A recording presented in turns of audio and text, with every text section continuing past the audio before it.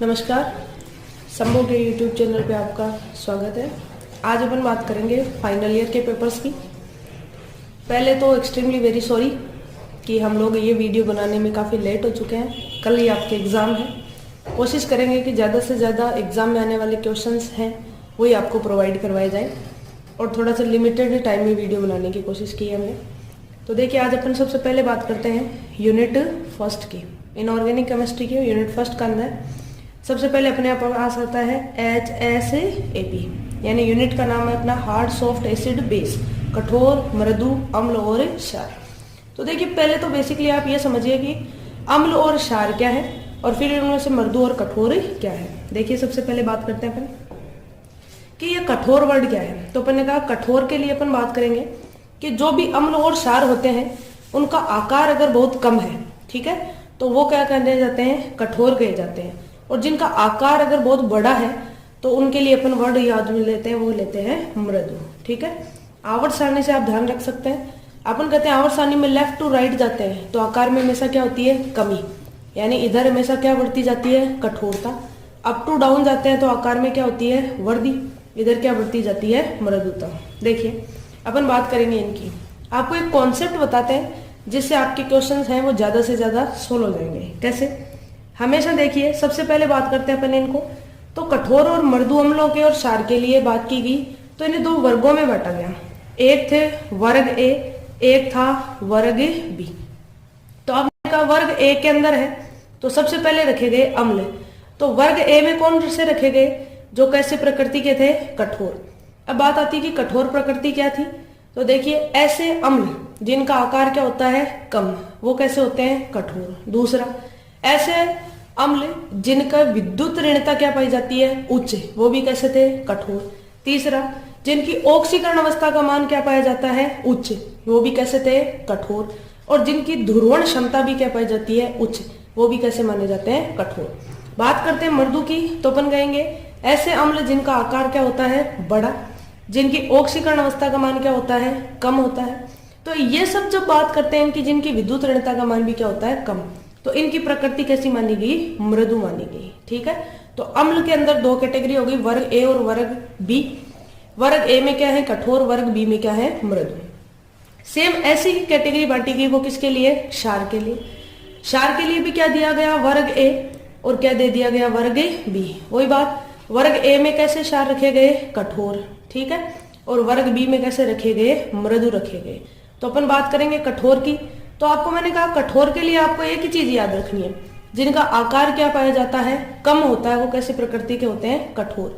अब देखिए, अम्ल क्या होते हैं, जो इलेक्ट्रॉन ग्रहण करते हैं। क्षार क्या होते हैं, जो इलेक्ट्रॉन दाता होते हैं। तो आपके पास में क्वेश्चन आ सकता है वर्ग ए और वर्ग बी से क्या समझते हैं। तो आपको ध्यान रखना है, वर्ग ए का नाम आए तो चाहे अम्ल आए चाहे क्षार, दोनों की प्रकृति कैसी मानी जाएगी, कठोर।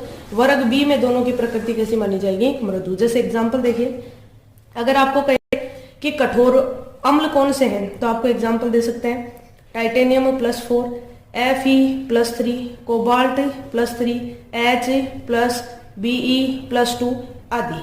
ठीक है, तो आपको हमेशा ध्यान रखना है ऑक्सीकरण अवस्था का मान हमेशा क्या होना चाहिए, ज्यादा से ज्यादा, क्योंकि प्लस में ऑक्सीकरण अवस्था बढ़ेगी तो आकार में हमेशा क्या हो जाएगी, कमी। अगर आपसे बात की जाए कि मृदु अम्ल कौन से होते हैं तो अपन बात करेंगे जिनका आकार बड़ा, ऑक्सीकरण अवस्था क्या होनी चाहिए, कम। जैसे आपको दे दे कॉपर Ag, आपको दे दे Hg2+2, आपको दे दे पैलेडियम +2, प्लेटिनम +2, इस तरह से। तो ये सब कौन सी कैटेगरी के आते हैं, मृदु।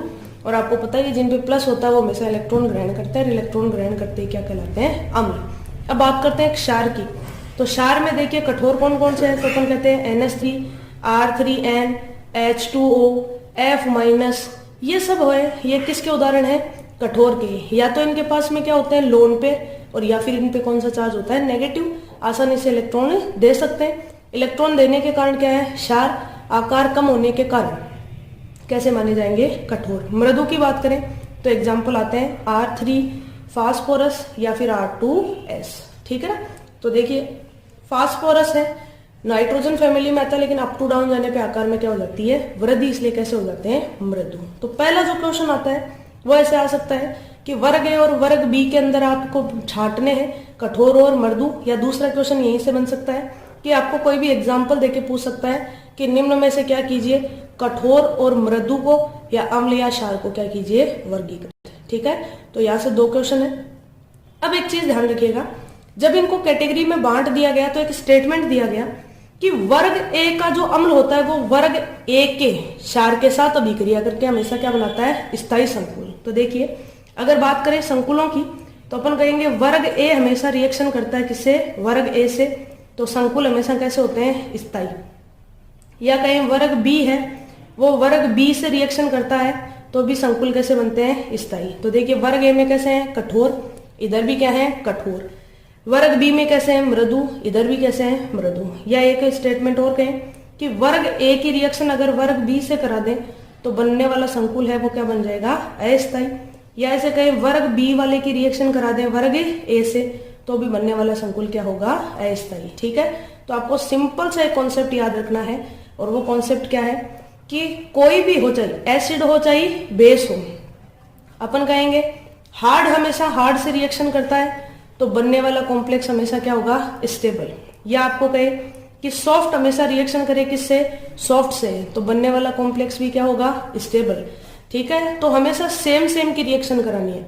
लेकिन अगर आपको दे दे कि हार्ड प्लस सॉफ्ट है तो वो कैसा होगा, अनस्टेबल। इसी तरह से आपको दे दे कि ये एसिड कैसा है, सॉफ्ट, और ये कैसा दे दे, हार्ड, तो ये भी कैसा बनेगा, अनस्टेबल।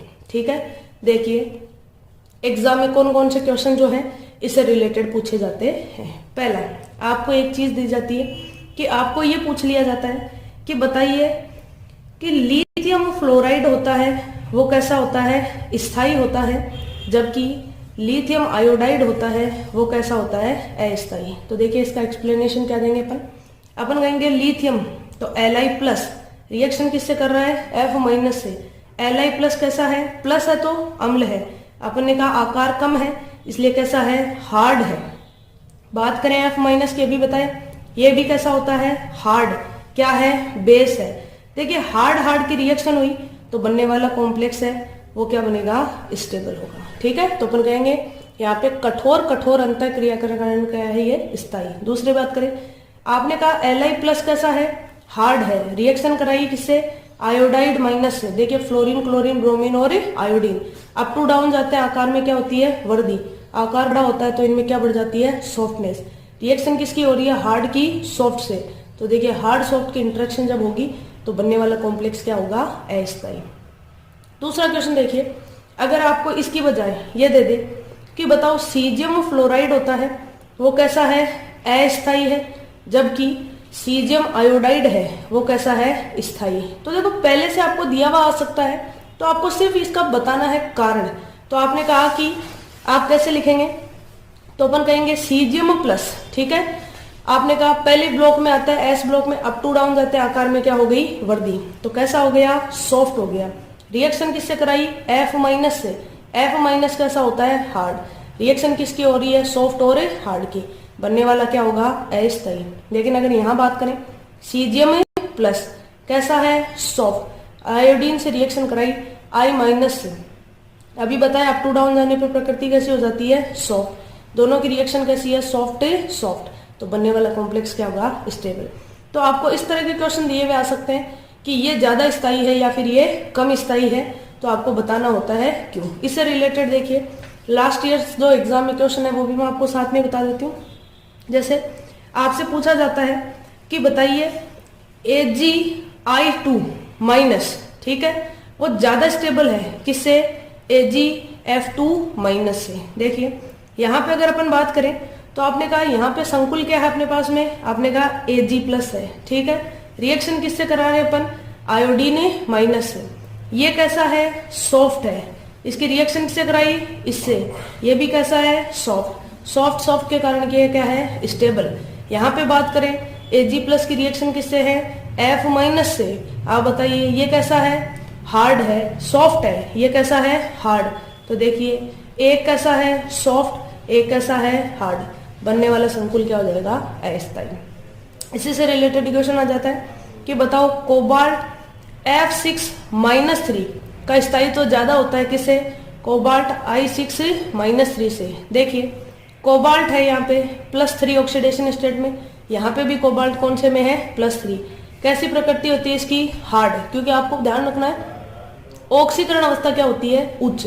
तो आपने कहा कोबाल्ट में या तो +2 होती है या फिर +3। आपने कहा उच्च ऑक्सीकरण अवस्था होती है, आकार उतना ही छोटा, प्रकृति कैसी हो जाती है, हार्ड। अब देखिए रिएक्शन किससे करा रहे हैं, F- से। आपको पता है F- कैसा है, हार्ड।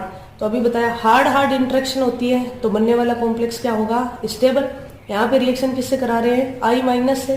I- कैसा होता है, सॉफ्ट। इंटरेक्शन कौन सी हो रही है, हार्ड सॉफ्ट, बनने वाला क्या हो जाएगा, अनस्टेबल। ठीक है, तो आपको 4 क्वेश्चन बताएं कि या तो आपसे पूछा जा सकता है, ये इसके बजाय ज्यादा स्थायी हो सकता है। क्यों, एक चीज एक देखिएगा, अगर आपसे ये पूछ ले कि कोई रिएक्शन दे दे, जैसे ये दे दे आपको कि एक रिएक्शन दे रखी है और आपको बतानी है कि ये वाली रिएक्शन है ये होगी कि नहीं होगी। ठीक है, तो देखिए सीजियम है, सीजियम कैसा है, सॉफ्ट।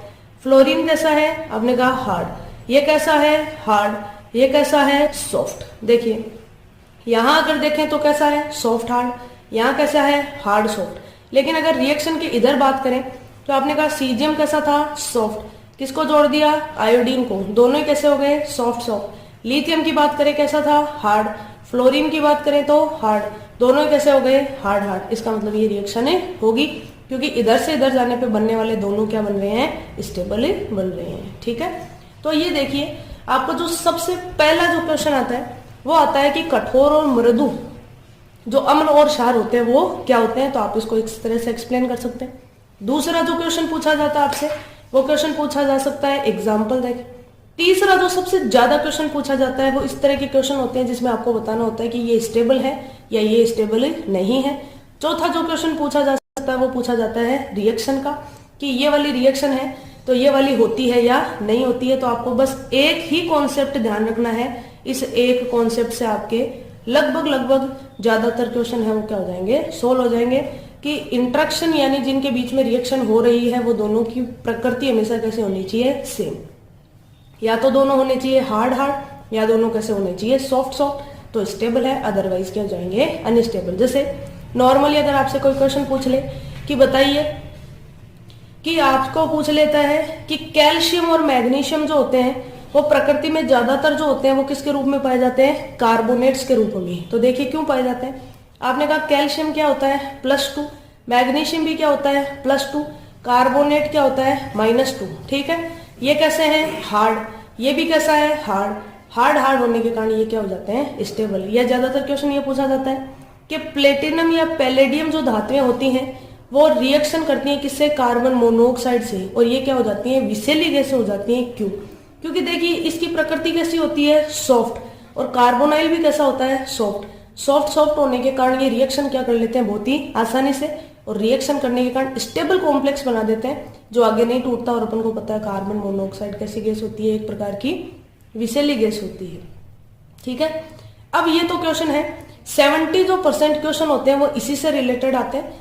अब जो 30% क्वेश्चन बच जाते हैं वो इससे एक और टॉपिक है इसके अंदर, इसमें दिए गए हैं कि आपको ये पूछा जा सकता है कि आपके पास में हार्ड सॉफ्ट एसिड बेस है उससे रिलेटेड सिद्धांत क्या है। तो देखिए यहाँ पे 3 सिद्धांत दिए गए हैं, एक दिया गया है सबसे पहला। देखिए पहला सिद्धांत क्या है, आपने कहा फर्स्ट जो सिद्धांत है उसकी अगर अपन बात करें तो वो सिद्धांत है इलेक्ट्रॉनिक सिद्धांत। देखिए इलेक्ट्रॉनिक सिद्धांत क्या है, इलेक्ट्रॉनिक सिद्धांत के लिए अगर अपन बात करें तो आपको बस इतना ध्यान रखना है कि इलेक्ट्रॉनिक सिद्धांत कहता है कि अगर रिएक्शन वाले करने वाले अम्ल और क्षार कैसे हैं, दोनों ही कठोर प्रकृति के हैं, तो इनके बीच में जो बंध बनेगा वो बंध कौन सी प्रकृति रखता है, आयनिक प्रकृति रखता है। ठीक है, और अगर रिएक्शन करने वाले अम्ल और क्षार दोनों ही कैसी प्रकृति के हैं, मृदु प्रकृति के, तो ये बंध कौन सा हो जाता है, सहसंयोजक। ठीक है, तो अपन को बस ये ध्यान रखना है। इसके लिए क्या दिया गया था, मिसेनो ने एक नियम भी दिया था, क्या था, तो आप पढ़ेंगे माइनस log के, जिसको अपन क्या लिख सकते हैं, पी के बराबर क्या होता है, ax + by + c। देखिए ये k तो क्या है यहाँ पे वियोजन स्थिरांक या क्या लिखते हैं, साम्य स्थिरांक। x और जो y है ये किससे रिलेटेड है, आपने कहा धातुओं से। a और जो b है ये किससे रिलेटेड होते हैं, लिगेंड से। और C क्या है, एक स्थिरांक, ताकि इन सबको क्या किया जा सके, एक श्रेणी में व्यवस्थित। लेकिन घूम फिर के बात वही आएगी कि कठोर कठोर से बनने वाले संकुल स्थायी हैं, मृदु मृदु से बनने वाले स्थायी हैं। इनकी प्रकृति से बनने वाले बंध की प्रकृति आयनिक है, इनसे बनने वालों की प्रकृति कैसी हो जाएगी, सहसंयोजक। दूसरा जो सिद्धांत आता है वो सिद्धांत आता है पाईबंद सिद्धांत। ठीक है, पाईबंद सिद्धांत के अंदर देखिए क्या है, तो अपन कहेंगे पाईबंद सिद्धांत जो है वो हमेशा ध्यान रखेंगे, एक तो दिया किसने था, ये चैट ने, और लगता सिर्फ किस पर है, मृदु पर। देखो क्या कहता है ये ऐसे कहता है कि कौन सा संकुल मृदु है, तो अपन कहते हैं कि जनरली अगर अपन बात करें तो अप टू डाउन जाने पर प्रकृति कैसी हो जाती है, सॉफ्ट। जैसे अपन नाइट्रोजन फैमिली में भी आप बात करें तो जैसे अपन फास्फोरस लिख सकते हैं, आर्सेनिक लिख सकते हैं, सिलिकॉन लिख सकते हैं, सल्फर लिख सकते हैं, आयोडीन लिख सकते हैं। इस तरह से ये सब कैसे होते हैं, मृदु प्रकृति के, और इनमें क्या पाए जाते हैं, रिक्त डी कक्षक। ठीक है, और रिक्त डी कक्षकों की उपस्थिति के कारण ये आसानी से इलेक्ट्रॉन ग्रहण कर लेते हैं और कौन सा बंध बना देते हैं, पाई बना देते हैं। इसलिए पाईबंद सिद्धांत ये कहता है कि कोई भी अगर अपने पास में धातु है जिसके पास में रिक्त डी कक्षक है तो वो किसका निर्माण कर सकती है, पाईबंद का, और ये किस पे लगता है, मृदु पे। तीसरा जो सिद्धांत है वो सिद्धांत किसका था, पिटजर का। पिटजर जो सिद्धांत था ये किसके द्वारा दिया गया था, लंदन और वांडरवाल। ठीक है, इन्होंने क्या कहा, इन्होंने ये कहा कि जो मृदु हैं, ठीक है, इनकी अगर अपन बात करें तो यहाँ पे अपन बात करते हैं कि इनके द्वारा जो सिद्धांत दिया गया उसमें एक चीज कही गई कि मृदु के बीच में जब रिएक्शन होती है, ठीक है, तो यहाँ पे इनकी ध्रुवणता का जो गुणनफल होता है उस पर ये क्या करती है, निर्भर। आपको ध्यान रखना है कि किसी भी धनायन या अपन कहें अम्ल और क्षार का आकार अगर बड़ा है तो उसमें ध्रुवण क्षमता क्या पाई जाती है, हमेशा अधिक पाई जाती है, यानी वो आसानी से क्या हो जाते हैं, ध्रुवित हो जाते हैं। और ध्रुवित कौन हो सकते हैं, जिनका आकार क्या होता है, बड़ा होता है। ये सिद्धांत किसका था, पिटजर का। ये 3 सिद्धांत दिए गए। अब इसके अंदर एक क्वेश्चन और पूछा जाता है, एक तो पूछा जाता है किसका, सहजीवन का। ठीक है, सहजीवन से अगर बात करें तो अपन ने कहा कि अगर सहजीवन के लिए देखिए आपको इतना ध्यान रखना है कि अपन अभी बात करके आए स्टेबिलिटी की, तो अपन ने कहा हार्ड वाले कैसे हैं, स्टेबल, ऐसे सॉफ्ट वाले क्या है, स्टेबल है। और आपको पता है कि प्रकृति में जो भी चीजें हैं वो हमेशा स्टेबिलिटी की तरफ होती हैं।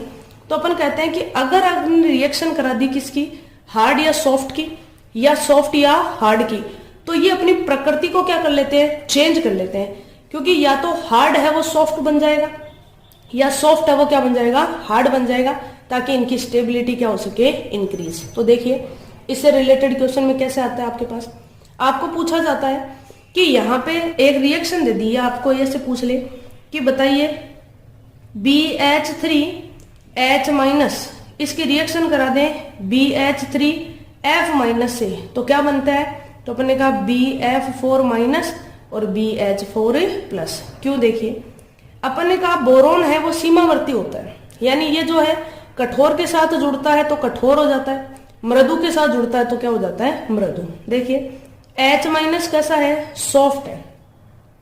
आपने कहा इसकी प्रकृति कैसी है, फ्लोरीन जुड़ने के कारण हार्ड है।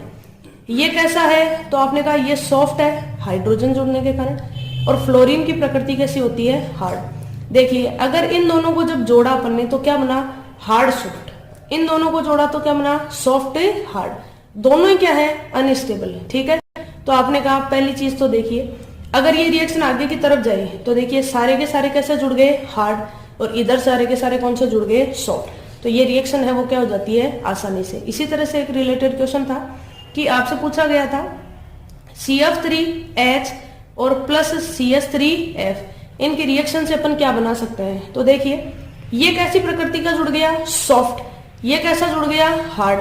तो अगर इनकी रिएक्शन कराएं तो ये क्या बना देगा, एक तो CF4, एक क्या बना देगा, CH4, क्योंकि जुड़ने वाले सारे कैसे हैं, हार्ड, जुड़ने वाले सारे कैसे हैं, सॉफ्ट, ज्यादा स्टेबल होते हैं। एक इससे जो मेन एग्जाम में क्वेश्चन पूछे जाते हैं, एक रिएक्शन है R2S BF3 प्लस R2O, इनकी रिएक्शन से प्रोडक्ट बनाता है R2O BF3 प्लस R2S। देखिए आपने कहा अभी अपन पढ़ के आए थे R2S ऑक्सीजन फैमिली में आता है।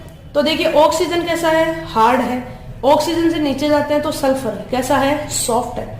इसके साथ में आपने क्या जोड़ रखा है, हार्ड जोड़ रखा है। ठीक है। तो देखिए इनकी जब रिएक्शन हुई तो यहाँ पे क्या है, सॉफ्ट एंड हार्ड। आप कहेंगे बनने वाला क्या है, अनस्टेबल है। लेकिन अगर इसकी रिएक्शन करा दी जाए तो देखिए यहाँ पे कैसा हो गया, हार्ड। ये भी क्या है, हार्ड। ये सॉफ्ट क्या हो गया, अलग। जुड़ने वाले दोनों कैसे हैं, हार्ड हार्ड। हार्ड हार्ड जुड़ते ही कैसे बन गए, स्टेबल। यानी हार्ड हमेशा किसके साथ जुड़ता है, हार्ड के साथ, ताकि स्टेबल बन सके। सॉफ्ट हमेशा किसके साथ जुड़ता है, सॉफ्ट के साथ, ताकि क्या बन सके, स्टेबल। तो सहजीवन का मतलब है कि कोई भी अगर स्पीसीज है तो अगर अपन को हार्ड के साथ जोड़ते हैं तो उसका प्रकृति भी कैसी हो जाती है, हार्ड। और अगर सॉफ्ट के साथ जोड़ते हैं तो उसकी प्रकृति भी कैसी हो जाती है, सॉफ्ट हो जाती है। ठीक है। एक लास्ट जो चीज चलती है वो चलती है कि कठोरता और मृदुता जो होती है उसका विद्युत ऋणता जो होती है उससे क्या रिलेशन है। ठीक है। बात करते हैं अपन विद्युत ऋणता की। तो अपन ने देखो सीधा सा याद रखना अपन को कि कठोर और मृदु जो होते हैं उनके लिए अगर अपन बात करें तो अपन ऐसे कहते हैं कि जिनकी विद्युत ऋणता ज्यादा है, ठीक है, उनकी प्रकृति हमेशा कैसी हो जाती है, कठोर।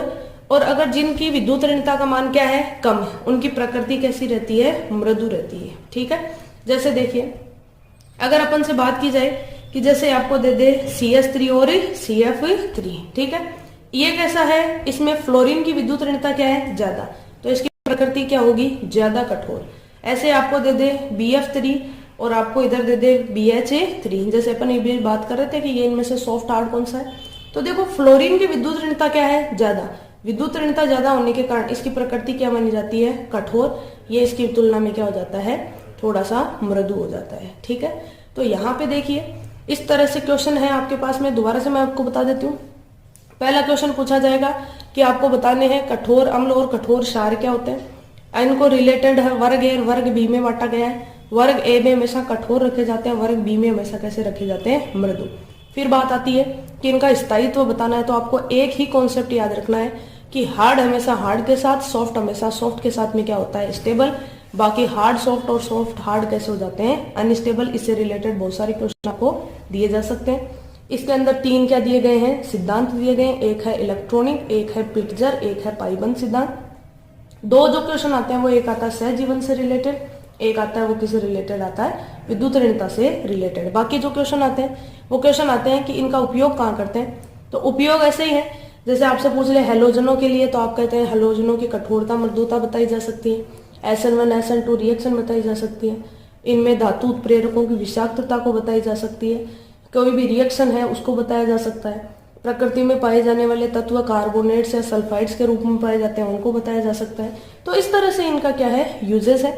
अगर बात करें इसकी कमियों की, तो कमियां ये थी कि ये सिद्धांत जो था ये तभी लगा सकते हो जब आपको पहले से क्या पता हो, कोई भी हार्ड और सॉफ्ट का मान है वो पहले से आपको पता होना चाहिए, तभी आप किसी रिएक्शन को डिफाइन कर सकते हो। दूसरा, ये कोई भी मात्रात्मक जो पैमाना होता है वो नहीं प्रदान करता है, तो ये इसकी क्या थी, कमी थी।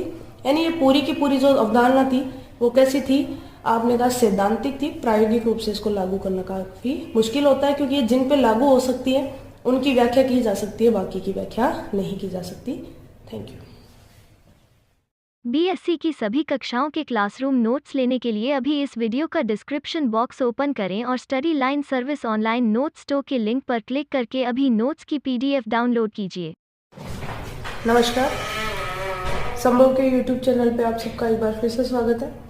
आज हम बात कर रहे हैं फाइनल ईयर के इनऑर्गेनिक केमिस्ट्री के पेपर की, जिसमें पढ़ेंगे आज यूनिट 2। देखिए यूनिट 2 के लिए जब अपन बात करते हैं तो यहाँ पे सबसे इम्पोर्टेंट जो क्वेश्चन आते हैं वो है एक तो VBT और एक CFT। ठीक है। एक जो सबसे पहला क्वेश्चन बनता है वो बनता है कि VBT सिद्धांत क्या था, या इस VBT सिद्धांत की कमियां क्या थी, और VBT के बजाय CFT जो सिद्धांत है वो ज्यादा अच्छा माना जाता है, ज्यादा श्रेष्ठ है, क्यों। तो देखिए ये जो VBT है ये अपने 2nd ईयर में था, लेकिन इसकी कमियां फाइनल ईयर में है। देखिए कमियों की जब अपन बात करते हैं तो सबसे पहले कहते हैं कि VBT सिद्धांत जो था उसकी कमियां क्या थी।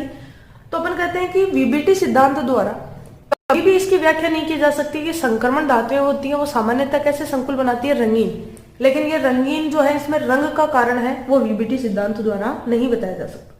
दूसरी जब बात करते हैं तो अपन कहते हैं कि VBT सिद्धांत द्वारा कभी भी जैसे अष्टफलक की आकृति है, बट अष्टफलक की आकृति में अगर विकृत अष्टफलक की आकृति आ जाती है तो उसकी व्याख्या भी नहीं की जा सकती। तीसरा, इसी के अंदर अगर अपन बात करें बंद लंबाई की, तो बंद लंबाई जो होती है वो अलग अलग आ जाती है, इनकी व्याख्या भी वीबीटी द्वारा नहीं की जा सकती। नेक्स्ट, वीबीटी कभी भी संकुल जो होते हैं उनके चुंबकीय गुणों की मात्रात्मक व्याख्या नहीं कर सकते। वीबीटी के अंदर कभी भी ये नहीं बताया जा सकता कि कब तो निम्न चक्रण संकुल बनते हैं और कब उच्च चक्रण संकुल बनते हैं। दूसरा, वीबीटी द्वारा जैसे अपन बात करें निकल की, तो अपन कहे थे NH3 के साथ में जब अभिक्रिया करते हैं तो यहाँ पे संकुल कौन से बनते हैं, आपने कहा NH3 के साथ में बनते हैं वो वर्गाकार समतलीय बनते हैं, ठीक है ना। या अपन कहेंगे जैसे अगर निकल की बात करें तो निकल का इलेक्ट्रॉनिक विन्यास क्या होता है, D8, ठीक है। अब D8 के अंदर अगर निकल के साथ में आपने क्लोराइड आयन लिया, ठीक है, तो संकुल बनेंगे वो कैसे बनेंगे, चतुष्फलकीय। लेकिन अगर यहाँ पे अपन साइनाइड ले लेते हैं, ठीक है, तो यही संकुल है वो क्या बन जाते हैं, वर्गाकार समतलीय बन जाते हैं। लेकिन यहाँ पे ऐसा क्यों हुआ, इसकी व्याख्या नहीं की जा सकती। फिर बात आती है कि अगर किन्हीं भी दो संकुलों के अंदर, ठीक है, अगर इलेक्ट्रॉन है जो अयुग्मित इलेक्ट्रॉन, उनकी संख्या अगर समान है लेकिन उनके अपचयक गुण फिर भी क्या हो सकते हैं, अलग अलग हो सकते हैं। तो ऐसे बहुत सारे कारण थे जिनकी व्याख्या कौन नहीं कर पा रहा था, वीबीटी नहीं कर पा रहा था। तो वीबीटी नहीं करने के कारण फिर कौन सा सिद्धांत दिया गया, CFT। CFT क्या है, क्रिस्टल फील्ड थ्योरी, ठीक है।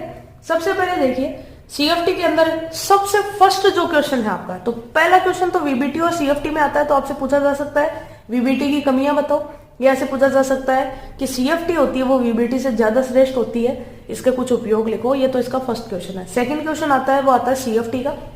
देखिए सबसे इंपॉर्टेंट क्वेश्चन आता है वो आता है कि CFT सिद्धांत के अनुसार, ठीक है, 3 प्रकार के संकुल अपने पास में। एक संकुल कौन सा है, अष्टफलकीय। एक संकुल कौन सा अपने पास में, चतुष्फलकीय। एक संकुल अपने पास में कौन सा है, वर्गाकार समतलीय, ठीक है। ये 3 संकुल हैं। आपको पहले भी बताए जा चुके हैं कि जब 4 लिगेंड जुड़ते हैं, यानी कोऑर्डिनेशन नंबर अगर 4 होता है तब तो ये दोनों संकुल बनते हैं, और समन्वय संख्या का मान अगर 6 होता है तो संकुल कौन से बनते हैं, अष्टफलकीय। इन सब में आता है कि विपाटन कैसे होता है। तो सबसे मेन जो इस बार इंपॉर्टेंट लग रहा है वो आ रहा है कि अष्टफलकीय संकुलों के अंदर क्या बताना है आपको, विपाटन। अपन तीनों की बात कर लेते हैं। देखिए सबसे पहले विपाटन के लिए अपन अगर बात करें तो CFT सिद्धांत ये कहती है कि धातु और लिगेंड जो होते हैं वो हमेशा कैसे माने जाते हैं, बिंदु आवेश, ठीक है। तो जब सिर्फ धातु आयन होता है उसके पास में जितने भी डी कक्षक होते हैं उन सब की ऊर्जा क्या होती है, समान। इन्हें कहते हैं समभ्रंशी कक्षक। लेकिन जैसे इनसे लिगेंड अभिक्रिया करता है इनकी ऊर्जा क्या हो जाती है, अलग अलग।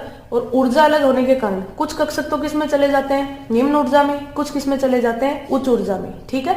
और यही क्या कहलाता है, डी कक्षकों का विपाटन। देखिए इस सिद्धांत को समझने के लिए सबसे पहले आपको यह पता होना चाहिए कि डी कक्षकों की आकृतियां कैसी होती है। देखिए डी कक्षक अपने पास में कितने होते हैं, सबसे पहले बात करते हैं अपन, आपने कहा 5 डी कक्षक होते हैं।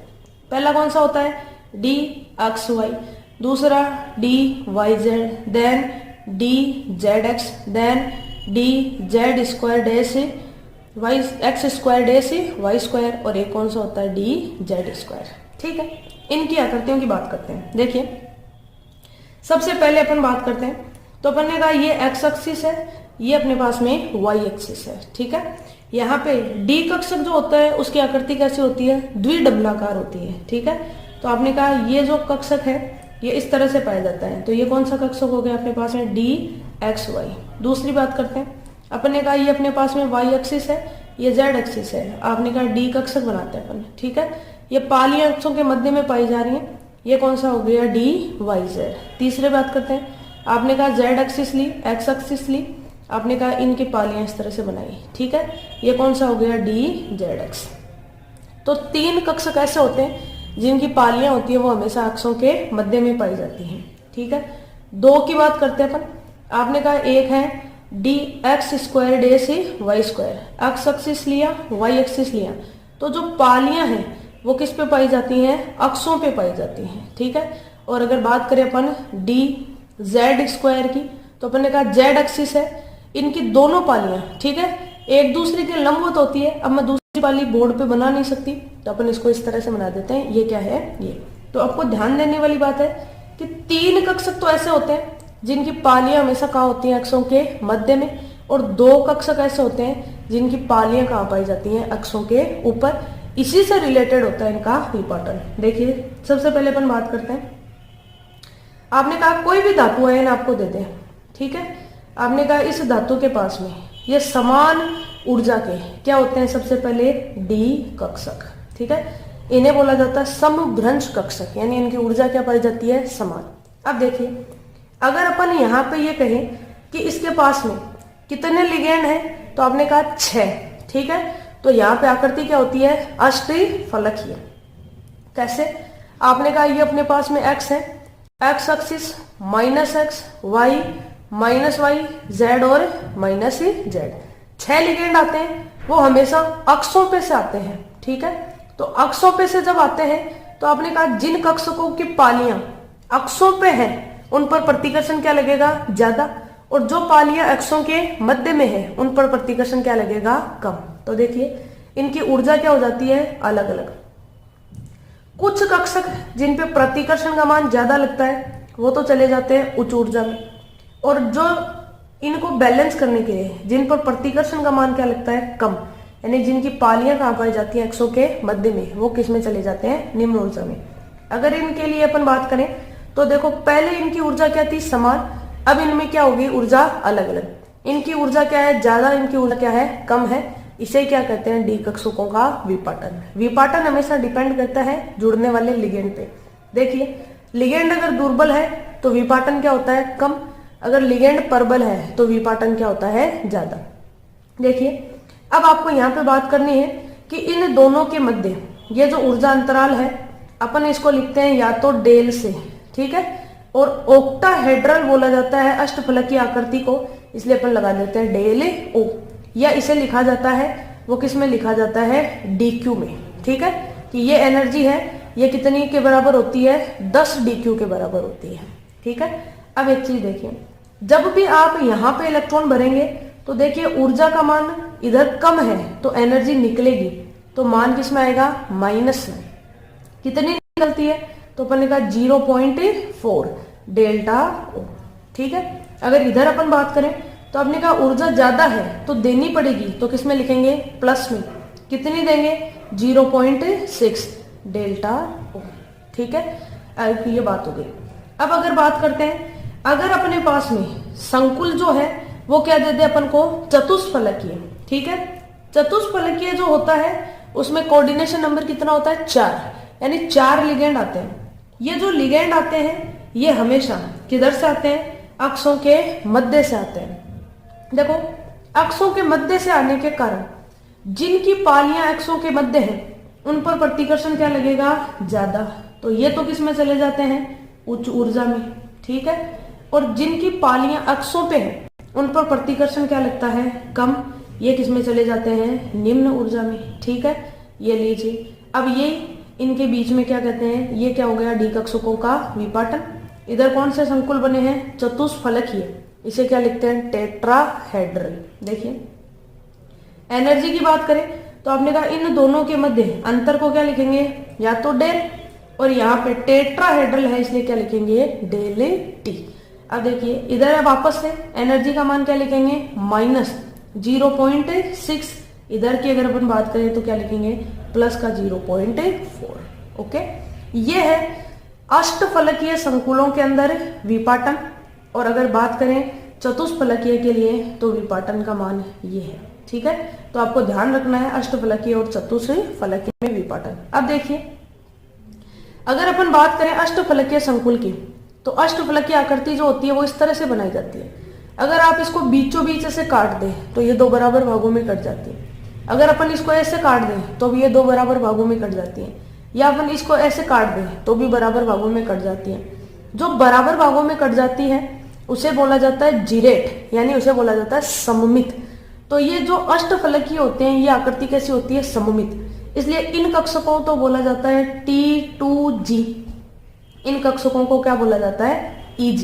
ये जो G वर्ड है ये किसके लिए आ रहा है, सममिति के लिए, जिसे अपन कहते हैं जीरेट। लेकिन चतुष्फलकीय में ऐसी सममिति नहीं पाई जाती, इसलिए इन्हें सिर्फ क्या लिखेंगे, E, और इन्हें क्या कहा जाता है, T2 कहा जाता है, ठीक है। अभी अपन बात करेंगे इसी चैप्टर के अंदर कि क्वेश्चन आता है वो कैसे आता है। तो आपने कहा एक आता है, सबसे इंपॉर्टेंट जो क्वेश्चन है वो इनकी CF80 का आता है, तो देखिए चतुष्फलकीय के लिए अगर अपन बात करें CFSC की, तो एक फॉर्मूला याद रखेंगे अपन। क्या याद रखेंगे? देखिए -0.6 यानी इधर वाली एनर्जी इंटू n किसमें इलेक्ट्रॉन, आपने कहा E में जितने भी इलेक्ट्रॉन है वो, ठीक है, प्लस अपन ने कहा यहाँ पे इलेक्ट्रॉन बनने के लिए एनर्जी देनी पड़ती है, तो प्लस की कितनी 0.4, तो एक के लिए 0.4 है तो इसको गुणा कर देंगे किससे, Na-T2 से, कि इस T2 में जितने भी इलेक्ट्रॉन है।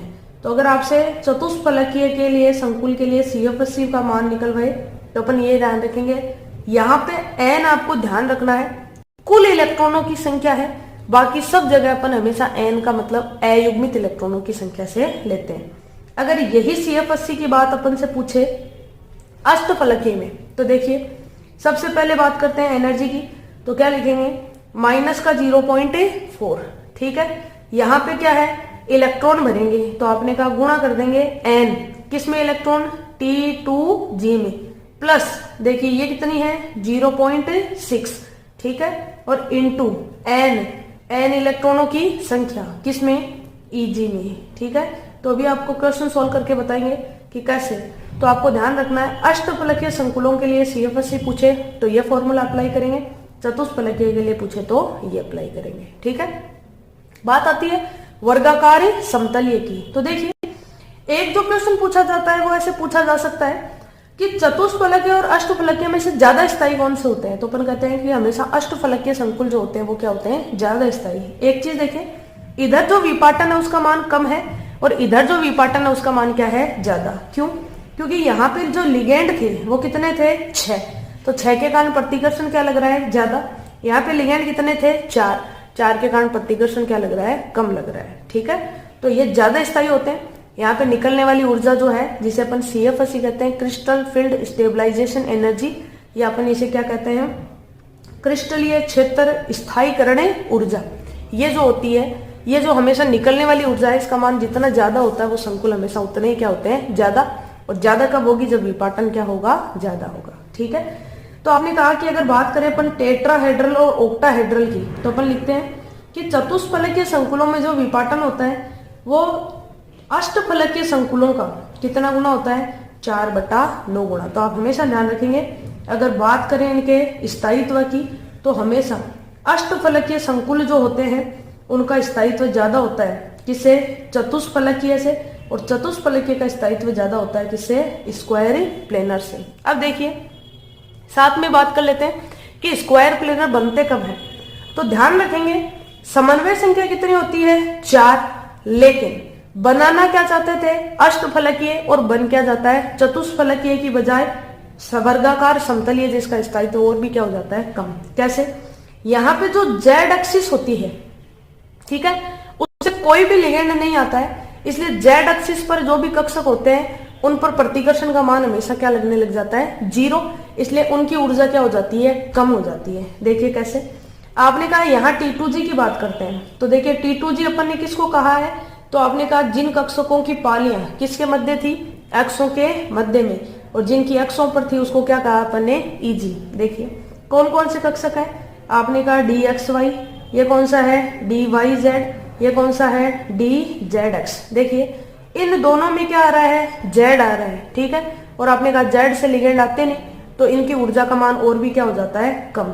तो आपने कहा इसका विपाटन देखिए, आपने कहा ये दो कक्षक निम्न ऊर्जा में चले जाते हैं, कौन कौन से, जिनमें भी Z है, तो आपने कहा DYZ और DZX, ठीक है। अब इसी ऊर्जा को बैलेंस करने के लिए जो बच गया उसकी ऊर्जा का मान क्या हो जाता है, ज्यादा। तो आपने कहा यहाँ पे ये क्या बना दिया अपन ने, DXY। अब देखिए यहाँ दो कक्ष कौन से हैं, तो आपने कहा एक तो है DX² y², एक DZ², ठीक है। Z वाले पे प्रतिकर्षण का मान क्या है, कम है, तो आपने कहा ये जो है ये यहाँ आ जाता है, ठीक है। ध्यान रखेंगे DXY से भी ऊर्जा का मान क्या हो जाता है, कम। तो ये तो क्या हो गया, DZ²। अब इसको बैलेंस करने के लिए जो बच गया कक्षक कौन सा, आपने कहा DX² y², इसकी ऊर्जा क्या हो जाती है, ज्यादा। तो अगर आपसे क्वेश्चन पूछे अष्टफलकीय संकुलों में विपाटन दर्शाओ, तो आपको सिर्फ ये डायग्राम बनाना है। आपसे पूछे कि चतुष्फलकीय संकुलों में विपाटन दर्शाओ, तो अपन को सिर्फ ये डायग्राम बनाना है। अगर आपसे पूछे कि वर्गाकार समतलीय में डायग्राम बनाइए, तो अपन को ये डायग्राम बनाना है। ठीक है, तो आपसे 2 क्वेश्चन पूछे जा सकते हैं अभी तक। एक पूछा जा सकता है CFT और VBT के अंदर तुलना पूछी जा सकती है, या ये पूछा जा सकता है कि CFT होती है वो ज्यादा अच्छी होती है किसकी भी तुलना में, VBT में, क्योंकि VBT में बहुत सारी क्या थी, कमियां। और जो दूसरा सबसे इंपॉर्टेंट क्वेश्चन आता है वो आता है कि किसी भी संकुल में, अष्टफलकीय में, चतुष्फलकीय में या वर्गाकार समतलीय में क्या समझाओ, विपाटन समझाओ।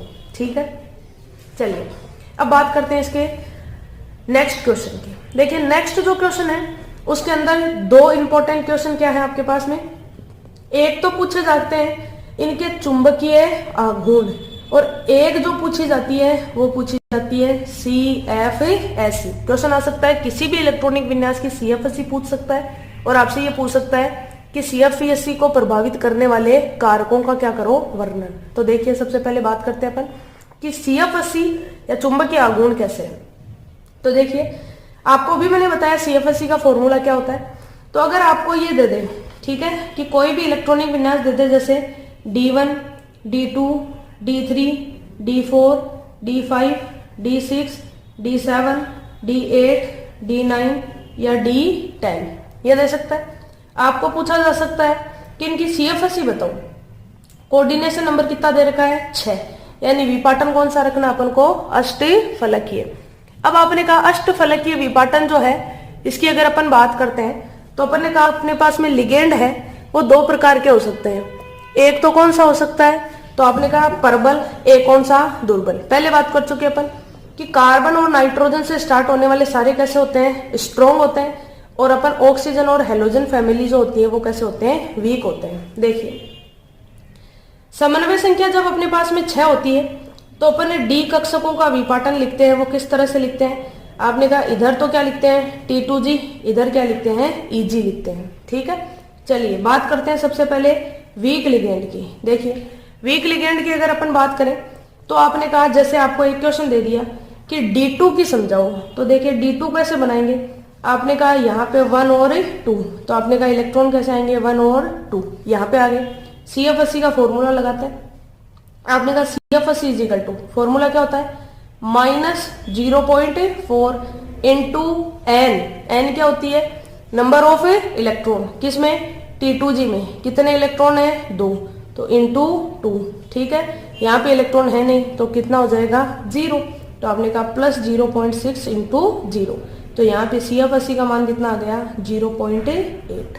ठीक है, अब देखो जैसे आपसे ये पूछ ले कि बताओ D6 की CFSE बताइए, तो देखिए D6 की बात करते हैं।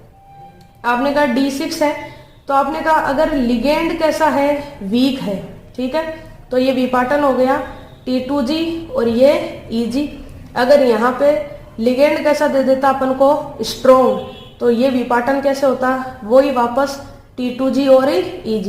लेकिन इलेक्ट्रॉन देखिए, आपने कहा वीक लिगेंड है, टोटल नंबर कितने इलेक्ट्रॉन्स के हैं, तो आपने कहा 6 है। अब भरते हैं अपन, तो देखिए 1 2 3 4 5। ठीक है, पेयरिंग नहीं करवाता है वीक लिगेंड कभी भी। आपने कहा 6 में यहाँ पे क्या होगा, इलेक्ट्रॉन। तो देखिए अगर अपन बात करें CFSE की, देखिए यहाँ पे जब अपन बात करते हैं CFSE की, तो मान क्या लिखेंगे, -0.4 इंटू n, T2G में इलेक्ट्रॉनों की संख्या, टोटल कितने हैं, आपने कहा 4, प्लस 0.6। ठीक है, EG में इलेक्ट्रॉनों की संख्या, EG में कितने हैं, तो आपने कहा 2। तो देखिए इसको कैलकुलेट करेंगे तो कितना आएगा, माइनस का 1.6 और ये कितना आएगा, प्लस का 1.2। बात करते हैं तो कितना बचेगा, माइनस की 0.4। लेकिन देखो वापस ये D6 दे, लिगेंड कैसा दे दे आपको, परबल। तो देखिए 1 2 3 4 5 और 6। आपने कहा 6 इलेक्ट्रॉन है, परबल लिगेंड हमेशा क्या करा देता है, पेयरिंग। तो आपने कहा देखिए 1 2 3 4 5 6। ठीक है, सबके सबकी क्या करा दी, पेयरिंग।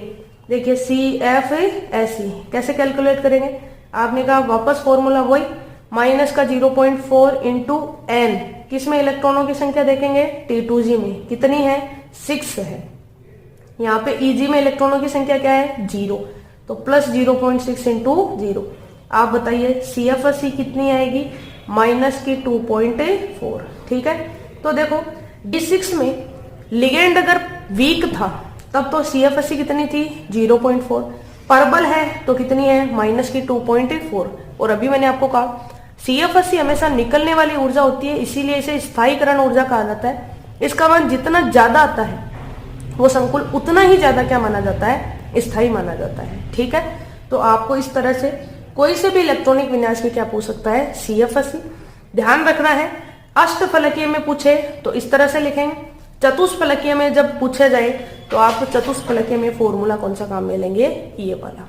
ठीक है, अब देखिए एक जो क्वेश्चन आता है वो इसी से रिलेटेड आता है कि यहाँ पे आपसे क्वेश्चन इस तरह से पूछ लिया जाए कि कोई भी संकुल है उसके लिए आप क्या बताओ, चुंबकीय आघूर्ण। ठीक है, जैसे देखिए अपन बात करते हैं कि आपको ये कह दे कि कोबाल्ट Fe6-3 ये संकुल है, ये तो कैसा है, अनुचुंबकीय है। जबकि एक संकुल दे दे आपको कोबाल्ट NH3 6+3 और ये कह दे ये संकुल कैसा है, प्रति चुंबकीय। ये तो ये पूछ ले, या फिर पूछ ले कि इनके चुंबकीय आघूर्ण बताओ। दोनों सेम ही तरीके से सोल्व होंगे। देखिए कैसे, अपन कहते हैं कि इन दोनों ही संकुलों के अंदर अपन जब बात करते हैं तो कोबाल्ट है कौन सी ऑक्सीडेशन स्टेट में है, +3। कोबाल्ट का इलेक्ट्रॉनिक विन्यास क्या होता है, 3d7 4s2। +3 की बात करें तो अपन ने कहा कोबाल्ट +3 में इलेक्ट्रॉनिक विन्यास क्या बचेगा, 3d6 बचेगा। ठीक है, आपने कहा कोबाल्ट की अगर बात करें तो आपने कहा ये इलेक्ट्रॉन इस तरह से हैं 1 2 3 4 5 और ये 6। ठीक है, अब देखिए आपने कहा ये क्या बना दिया कोबाल्ट के लिए 3d। ठीक है, 3d के बाहर क्या है 4s के बाहर क्या है 4p और 4p के बाहर क्या बचते हैं इसमें 4d। अब देखिए पहले जब अपन बात करते हैं फ्लोरीन की तो अभी अपन ने कहा ऑक्सीजन फैमिली से जितने भी रिलेटेड होते हैं वो सब के सब कैसे माने जाते हैं, वीक है। तो ये लिगेंड कैसा है, वीक है। वीक लिगेंड कभी भी इलेक्ट्रॉन्स की क्या नहीं करवा सकता, पेयरिंग नहीं करवा सकता। तो आपने कहा जब पेयरिंग नहीं करवा सकता तो लिगेंड कितने जुड़े हुए हैं, 6। तो 6 लिगेंड कैसे जुड़ेंगे, 1 2 3 4 5 और 6।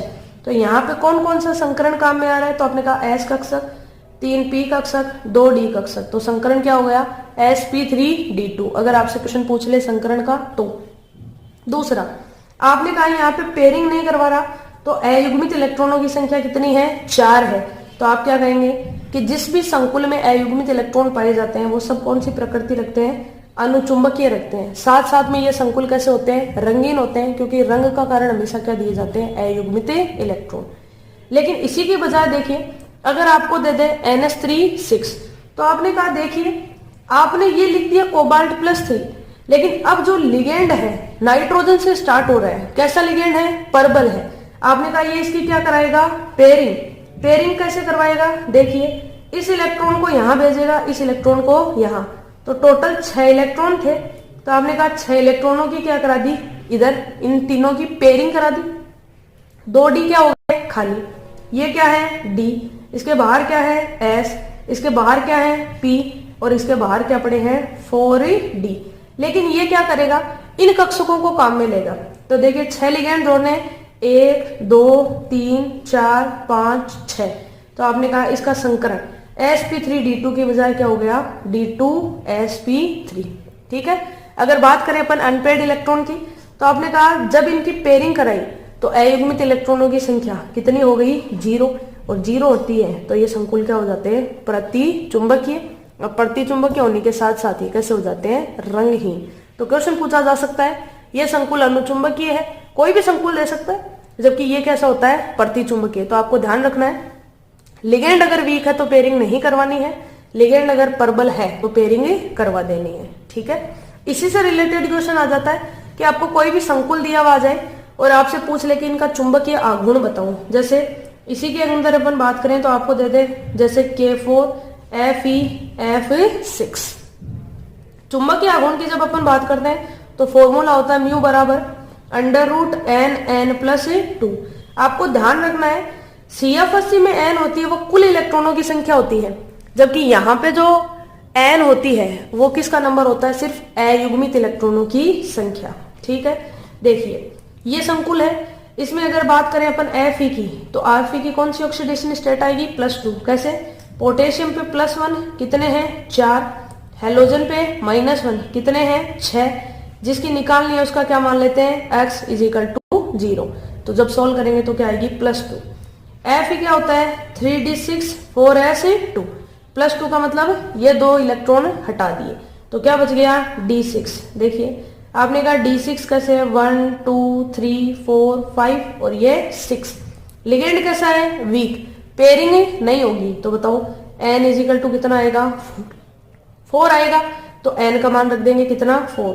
तो सोल्व करेंगे इसको तो क्या लिखेंगे 4 + 2 कितना हो गया ये 6, और इसको सोल्व करेंगे तो कितना आ जाएगा √24।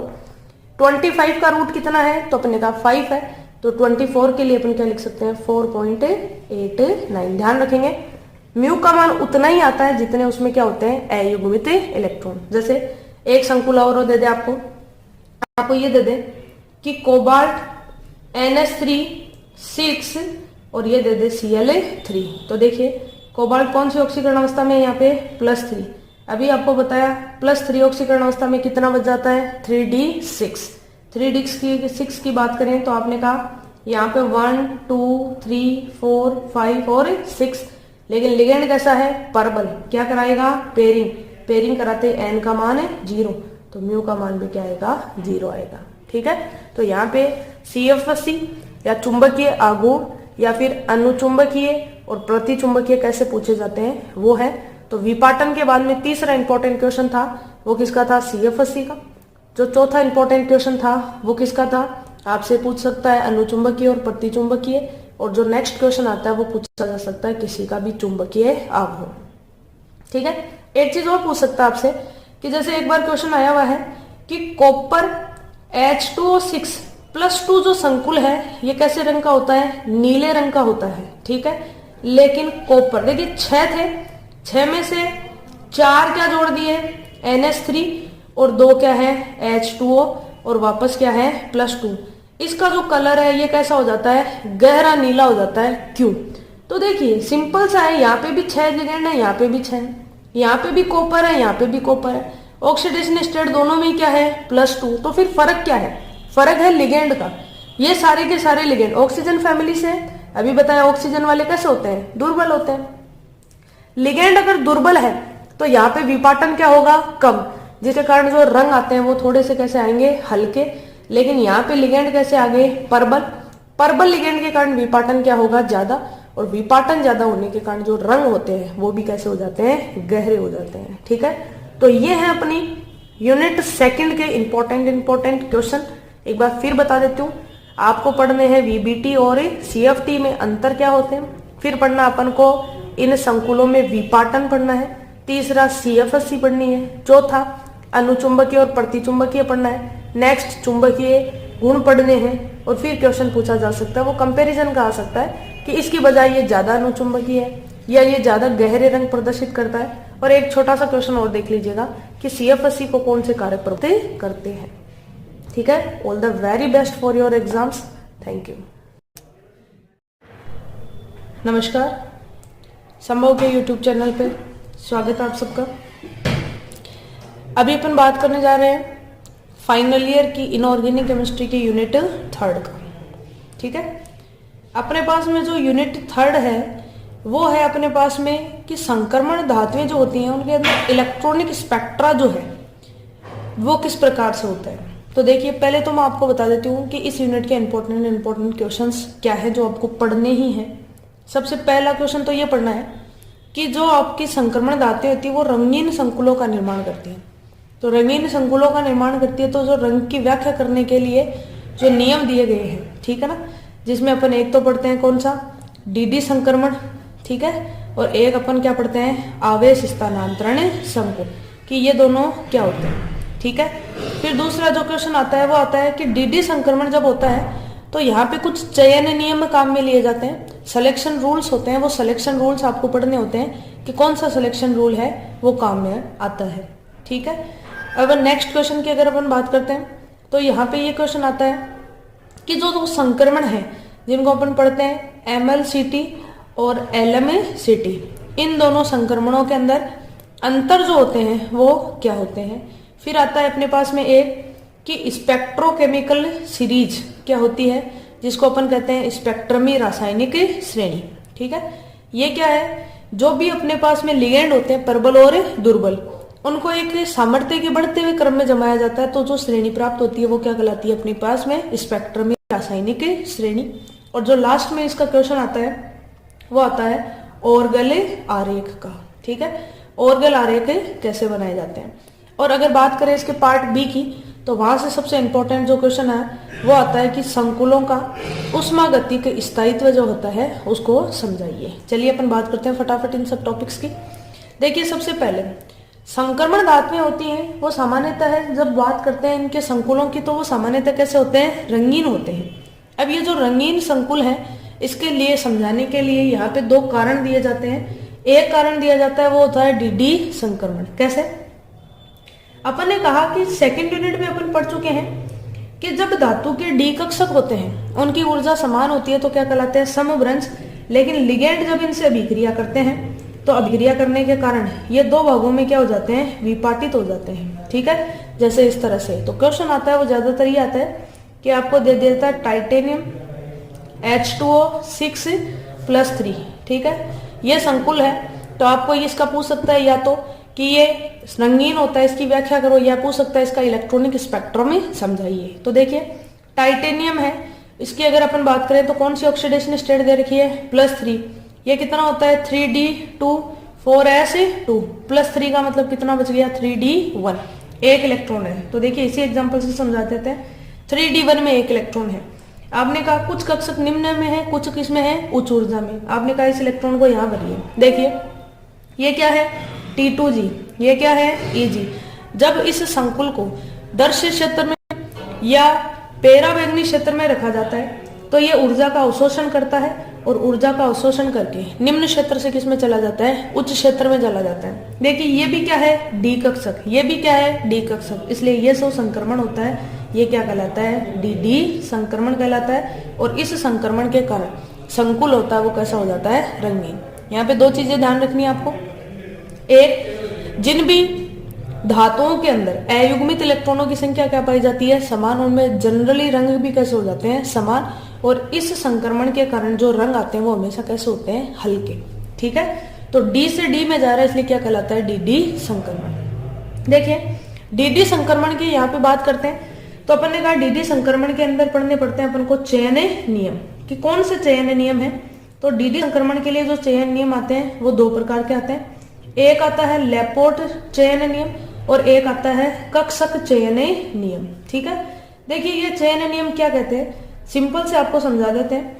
देखो लेपोर्ट ये कहता है कि कोई भी ट्रांजिशन जो है वो हमेशा सम से विषम में, विषम से सम में होता है। ये अपन बात करें तो अपन कहते हैं सममिति से किस में होता है, असममिति में। और या फिर क्या कहते हैं कि असममिति से किस में होता है, सममिति में होता है। ठीक है, तो आपको अभी बताया मैंने कि सममिति और असममिति क्या है। तो देखिए एस कक्षक होता है वो हमेशा कैसा होता है, सममित। सममित के लिए वर्ड गांव में लिया जाता है जीरेट, जिसे क्या लिखा जाता है जी। पी कक्षक कैसा होता है, असममित अनजीरेट। डी कक्षक कैसा होता है, जीरेट। और एफ कक्षक कैसा होता है, अनजीरेट। तो आपको ध्यान रखना है कि सममिति से किस में जा सकता है, असममिति से। ठीक है ना, तो आपने कहा कि जैसे एस कक्षक है, जीरेट है, तो ये किस में जा सकता है, पी में। तो अगर मैं ऐसे लिख दूं कि या तो जीरेट से किस में जा सकता है, जीरेट में, तो आपने कहा ये नहीं जाएगा, तो ये फोरबिडन हो जाता है। या अपन कहें अनजीरेट से किस में जाए, अनजीरेट में, तो ये भी क्या हो जाता है, फोरबिडन हो जाता है। यानी ये ट्रांजेक्शन होते हैं वो पॉसिबल नहीं है। जबकि अगर बात करें अपन दूसरे की, तो अपन ने कहा सममिति से असममिति, यानी जीरेट से किस में जाना चाहिए, अनजीरेट में, या अनजीरेट से किस में जाना चाहिए, जीरेट में। ये ट्रांजेक्शन क्या होते हैं, अलाउड होते हैं, यानी ये संक्रमण पॉसिबल है। तो जैसे आपसे कोई पूछ ले कि कौन से संक्रमण है, तो आप कहो एस कक्षक कैसा था, जीरेट, तो किस में जा सकता है, पी में। पी से किस में जा सकता है, डी में। डी से किस में जा सकता है, एफ में, क्योंकि सममिति हर बार क्या हो रही है, चेंज।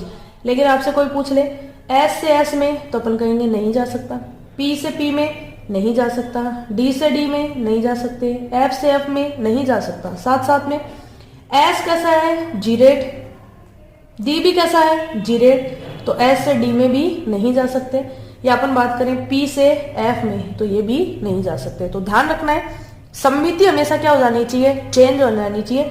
वो ट्रांजेक्शन क्या होते हैं, अलाउड होते हैं। ये कौन कहता है, लेपोर्ट नियम कहता है। दूसरा देखिए कक्षक चयन नियम।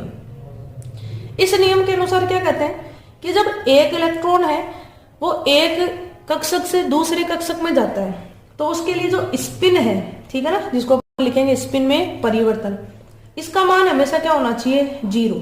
0 का मतलब क्या है, इसकी स्पिन कभी भी परिवर्तित नहीं होनी चाहिए। तब तो ये ट्रांजिशन है वो क्या होते हैं, अलाउड या अनुमत होते हैं। अगर आपने स्पिन क्या कर दी, चेंज, यानी अंतर अगर 0 नहीं है तो ये क्या हो जाते हैं, फोरबिडन हो जाते हैं। यानी इन्हें बोला जाता है या तो प्रतिबंधित या इन्हें बोला जाता है वर्जित कहा जाता है। ठीक है, तो देखिए चयन नियम 2 है। सम्मिति अगर चेंज हो जाती है तो अलाउड है। ठीक है, सम्मिति से सम्मिति में या असम्मिति से असम्मिति में गया तो क्या हो जाता है, वर्जित हो जाता है। ऐसे कक्षक चयन नियम में क्या कहते हैं, स्पिन जो है वो क्या रहनी चाहिए, सेम रहनी चाहिए, तो अलाउड है। स्पिन अगर चेंज हो गई तो फिर क्या कहेंगे, ये क्या हो जाएगा, फॉरबिडन। जैसे अपन कहते हैं एक नियम आता है बहुलकता का नियम। देखिए स्पिन मल्टीप्लिसिटी या बहुलकता क्या होती है, तो बहुलकता निकाली जाती है 2s + 1 से। ठीक है, एस यहाँ पे क्या होती है, स्पिन होती है किसकी, इलेक्ट्रॉन की। अगर क्लॉकवाइज है तो स्पिन क्या लिखते हैं, +½ एंटी क्लॉकवाइज है तो क्या लिखते हैं, -½ देखिए इसका एक सीधा फॉर्मूला भी है आपके पास में। किसी भी संक्रमण धातु के अंदर जितने भी अयुग्मित इलेक्ट्रॉन होते हैं उससे एक ज्यादा हमेशा क्या होती है, उसकी मल्टीप्लिसिटी या जिसे क्या बोला जाता है, बहुलकता कहा जाता है। जैसे अगर आपको कहे एक कक्षक है, आपने कहा डी कक्षक में एक इलेक्ट्रॉन है, तो यहाँ पे अनपेड इलेक्ट्रॉन कितना है, 1। सीधा निकाल सकते हैं मल्टीप्लिसिटी कितनी आएगी, 2। या वैसे फॉर्मूला लगा के निकाले तो 2s + 1। स्पिन कितनी होती है एक इलेक्ट्रॉन की, ½ + 1, तो आप बताइए यहाँ से कितना आ जाएगा, 2 आ जाएगा। ठीक है, अगर आपको कहे 2 है तो आपने कहा देखिए वैसे तो सीधा निकाल सकते हैं, एक ज्यादा कितनी हो जाएगी, 3, या फॉर्मूला लगाएं तो 2s + 1। स्पिन कितनी है, +½ इसकी भी +½ ½ और ½ 1, तो क्या लिखेंगे 2s + 1 + 1 कितनी आएगी, 3। तो देखिए सिंगल आती है, एक आती है तो बोलते हैं सिंगलेट, 2 आती है तो बोलते हैं डबलेट, 3 आती है तो क्या बोलते हैं, ट्रिपलेट। ठीक है ना, एकक, द्विक और त्रिक। तो यहाँ पे सिंगलेट से सिंगलेट में जाता है, डबलेट से डबलेट में, ट्रिपलेट से ट्रिपलेट में, यानी स्पिन जो होती है वो कभी भी चेंज नहीं होती है। ये है डीडी संक्रमण और डीडी संक्रमण से रिलेटेड नियम। लेकिन यहाँ पे जो रंग है वो हमेशा कैसे प्राप्त हो जाते हैं, हल्के। इसलिए अपन बात करते हैं दूसरे की। दूसरा जो है वो क्या कहलाता है, आवेश स्थानांतरण संकुल।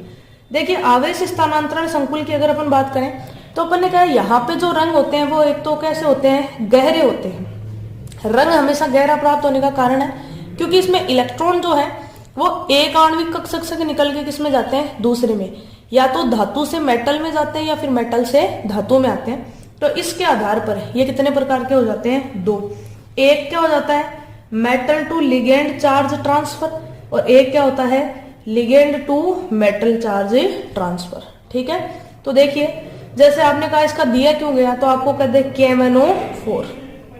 कैसे कलर का होता है, आपने कहा गहरे बैंगनी रंग का होता है। लेकिन अगर अपन बात करें इसकी, Mn कौन सी ऑक्सीडेशन स्टेट में है, +7। Mn कितने नंबर पे आता है, 25 पे, 3d5 4s2, +7 का मतलब सारे इलेक्ट्रॉन। अनपेड इलेक्ट्रॉन कितने हो गए, 0। तो आपने कहा जब अनपेड इलेक्ट्रॉन है तो डीडी संक्रमण के कारण ये कैसा होना चाहिए था, रंगहीन। लेकिन ये रंगहीन नहीं होकर कैसा होता है, गहरा बैंगनी, जिसका कारण क्या दिया जाता है, आवेश स्थानांतरण। देखिए आपसे पूछ ले इन दोनों संक्रमणों में अंतर बताइए, तो देखो सीधा से ध्यान रखेंगे, मेटल टू लिगेंड है, यानी मेटल से किस में जाते हैं, लिगेंड में इलेक्ट्रॉन जाते हैं। ठीक है, इसकी अगर बात करें तो अपन ने कहा लिगेंड से इलेक्ट्रॉन किस में जाते हैं, मेटल में। देखिए जिससे इलेक्ट्रॉन जा रहे हैं उसके पास इलेक्ट्रॉनों की क्या होनी चाहिए, अधिकता। या अपन कहें कि इसके अंदर अगर जो इलेक्ट्रॉन ग्रहण कर रहा है उसकी विद्युत ऋणता क्या होनी चाहिए, उच्च होनी चाहिए। तो देखो यहाँ मेटल इलेक्ट्रॉन दे रहा है तो मेटल की जो विद्युत ऋणता है या इलेक्ट्रॉन नेगेटिविटी है वो क्या होनी चाहिए, कम, ताकि इलेक्ट्रॉन आसानी से दिए जा सके। यहाँ पे लिगेंड दे रहा है तो लिगेंड की इलेक्ट्रॉन नेगेटिविटी जो है वो क्या होनी चाहिए, कम। ग्रहण कौन कर रहा है, लिगेंड, तो लिगेंड की जो इलेक्ट्रॉन नेगेटिविटी है वो क्या होनी चाहिए, ज्यादा। यहाँ पे कौन ग्रहण कर रहा है, मेटल, तो मेटल की इलेक्ट्रोनेगेटिविटी है वो क्या होनी चाहिए, उच्च होनी चाहिए। ठीक है, दूसरा देखो मेटल है तो मेटल इलेक्ट्रॉन दे रहा है तो मेटल के पास क्या होनी चाहिए, इलेक्ट्रॉन। यहाँ पे लिगेंड दे रहा है तो आपने कहा यहाँ पे लिगेंड जब ग्रहण कर रहा है तो लिगेंड के पास में क्या होने चाहिए, रिक्त कक्षक। मेटल के पास सामान्यतः कौन से रिक्त कक्षक होते हैं, पाई स्टार। यहाँ पे ग्रहण कौन कर रहा है, मेटल। मेटल के पास में क्या होने चाहिए, रिक्त डी कक्षक। ठीक है, तो ये इस तरह से है कि MlCt और LmCt जो होते हैं वो किस तरह से होते हैं, तो ध्यान रखना है। एक में इलेक्ट्रॉन होते हैं वो मेटल से लिगेंड में जाते हैं, एक में लिगेंड से किस तरफ जाते हैं, मेटल में जाते हैं। ठीक है, तो यहाँ पे देखिए आवेश स्थानांतरण में किसी प्रकार का कोई रूल फॉलो नहीं होता है, लेकिन dd संक्रमण में नियमों का पालन किया जाता है। dd संक्रमण जो रंग होते हैं वो हमेशा हल्के होते हैं, आवेश स्थानांतरण में जो रंग होते हैं वो हमेशा कैसे प्राप्त होते हैं, गहरे प्राप्त होते हैं। ठीक है, तो ये इस तरह से इन दोनों में क्या है, अंतर है। अब बात करते हैं अपन, तो अपन ने कहा जो नेक्स्ट क्वेश्चन आता है वो आता है किसका, स्पेक्ट्रोकेमिकल सीरीज का। देखिए स्पेक्ट्रोकेमिकल सीरीज क्या है, आपने कहा है विपाटन के आधार पर जो लिगेंड होते हैं वो कितने प्रकार के होते हैं, 2। जो लिगेंड विपाटन कम कर सकते हैं वो क्या कहलाते हैं, दुर्बल। और जिनमें डी कक्षकों का विपाटन क्या होता है, ज्यादा, वो लिगेंड कैसे होते हैं, प्रबल। तो अपन ने कहा वीक और स्ट्रॉन्ग की बात करते हैं तो एक स्पेक्ट्रोकेमिकल सीरीज है जिसमें मुख्य मैं आपको बता देती हूँ। जैसे आयोडीन है, देन कौन आता है, ब्रोमाइड, देन कौन आता है, क्लोराइड, देन कौन आता है, फ्लोराइड, फिर आता है OH-, देन आता है H2O। ठीक है, देन कौन आती है अपने पास में, आपने कहा नाइट्रोजन से रिलेटेड जितने भी हैं तो जैसे NH3 है, C5H5N है अपने पास में, देन कौन आता है NO2-, फिर कौन आता है साइनाइड आता है, देन कौन आता है CO आता है। ठीक है, तो देखिए वैसे तो स्पेक्ट्रोकेमिकल सीरीज याद रखते हैं, लेकिन अपन जो तरीका फॉलो करते हैं उसमें क्या कहते हैं कि हेलोजन और ऑक्सीजन फैमिली से रिलेटेड हमेशा कैसे होते हैं, वीक। नाइट्रोजन और कार्बन फैमिली से जो रिलेटेड होते हैं वो लिगेंड कैसे होते हैं, प्रबल, क्योंकि इधर से इधर जाने पर इनकी प्रबलता हमेशा क्या होती रहती है, बढ़ती रहती है। ठीक है, नेक्स्ट देखिए एक क्वेश्चन आता है, वो क्वेश्चन आता है किसका, ओर्गल आरेख का। देखिए ओर्गल आरेख क्या होता है, आपको पूछा जा सकता है कि D1 इलेक्ट्रॉनिक विन्यास है उसके लिए ओर्गल आरेख बनाइए। तो देखिए सबसे पहले बात करते हैं D की, तो आपने कहा ये 3D है, इसमें कितना इलेक्ट्रॉन है, 1, लेकिन इसको लिए आपको निकालना पड़ेगा इसका टर्म सिंबल। ठीक है, मैं फटाफट आपको बता देती हूँ टर्म सिंबल क्या होता है। देखिए एक ऐसे लिखा होता है 2s+1 L और J। ठीक है, यहाँ पे अपन मान लिखते हैं। ठीक है, ये कैसे लिखते हैं, देखिए ये जो मान होता है ये हमेशा किसके कारण आता है, इलेक्ट्रॉन के कारण। ये जो मान आता है ये हमेशा कक्षक के कारण, और जो J आता है वो इलेक्ट्रॉन और कक्षक दोनों के कारण आता है। इसका मान क्या हो सकता है, या तो इलेक्ट्रॉन और इसको दोनों को जोड़ देते हैं या इन दोनों को माइनस कर देते हैं। जोड़ते कब है, जब इलेक्ट्रॉनिक विन्यास होता है वो अर्धपूरित से क्या होता है, ज्यादा। जैसे D की बात करें तो इलेक्ट्रॉन कितने आने चाहिए, 5 या 5 से ज्यादा। और माइनस कब करते हैं, जब इलेक्ट्रॉनिक विन्यास क्या होता है, 5 से या अर्धपूरित से कम। तो अपने पास में अर्धपूरित से क्या है, कम। देखिए स्पिन कैसे निकालते हो, आपने कहा एक इलेक्ट्रॉन की स्पिन कितनी होती है, हाफ। मतलब L का मान कक्षक के कारण है, तो देखिए कक्षक के लिए अगर अपन L की बात करें तो बीच वाले कक्षक के लिए मान होता है 0, इसके लिए +1, इसके लिए +2, इसके लिए -1, इसके लिए -2। तो देखिए स्पिन एक इलेक्ट्रॉन है तो कितनी आ गई, हाफ। इसी से अगर अपन निकाल लें 2s+1, तो 2s+1 आपको बताया था अनपेड इलेक्ट्रॉन से एक ज्यादा आती है, तो कितनी आ गई, 2। बात करते हैं L की, तो देखिए जिस कक्षक में इलेक्ट्रॉन भरा है उसके लिए L का मान कितना है, 2। तो जब L का मान 2 आता है तो यहाँ पे एक टर्म लिखी जाती है, वो लिखी जाती है कैपिटल D। बात करते हैं J की, तो आपने कहा अर्धपूरित से अगर कम होता है तो दोनों मानों को आपस में क्या कर देते हैं, माइनस। L का मान कितना अपने पास में, 2, S का मान कितना अपने पास में, हाफ। तो यहाँ पे जब इन दोनों का माइनस करेंगे तो अपने पास में कितना आ जाएगा, ये 3/2। ठीक है, तो देखिए टर्म सिंबल में अपन को ये J वाली वैल्यू काम में नहीं लेनी है, अपन को सिर्फ काम में लेनी है इसकी टर्म। तो देखिए L की जगह अपन क्या लिखेंगे, D, और 2s+1 की जगह क्या लिखेंगे अपन, 2। यानी D1 का जब ऑर्गल डायग्राम बनाएगा तो अपन को क्या लेना है, 2D। देखिए इधर से इधर लेते हैं अपन एनर्जी, इधर से इधर अपन लेते हैं विपाटन। ठीक है, आपने कहा यहाँ पे टर्म लिखी अपन ने, ये क्या है, 2D है। अब आपको इसका विपाटन करना है। देखिए इधर से इधर जब अपन जाएंगे तो लिगेंड की प्रबलता जो है वो क्या होती जाएगी, बढ़ती जाएगी। ठीक है, यानी जितना ज्यादा प्रबल लिगेंड होगा ये टर्म उतनी ज्यादा क्या होगी, विपाटित हो जाएगी, स्प्लिट हो जाएगी। तो आपने कहा देखिए यहाँ पे आपने कहा जब इसको विपाटित करते हैं तो आपने कहा जैसे आपको एग्जाम्पल दे दे वापस से वही टाइटेनियम वाला कि आपको दे दे TiH2O6+3। तो देखिए यहाँ पे लिगेंड कितने हैं, 6। तो जब इसको अगर अपन को अष्टफलकीय या ऑक्टाहेड्रल दिया हुआ आता है तो इस टर्म को किस में बांटेंगे अपन, T2G, और ये अपने पास में क्या है, EG। ठीक है, यहाँ पे 2 लिखा है तो अपन क्या लिख देंगे 2। इसको अपन क्या करेंगे, स्प्लिट। आपको बताया था इधर जो वैल्यू होती है, ठीक है, इसका मान कितना आता है अपने पास में, तो 0.4। इधर जो मान लिखते हैं वो कितना लिखते हैं, 0.6। ये क्या है, ऑर्गल डायग्राम है किसका, D1 इलेक्ट्रॉनिक कॉन्फ़िगरेशन का।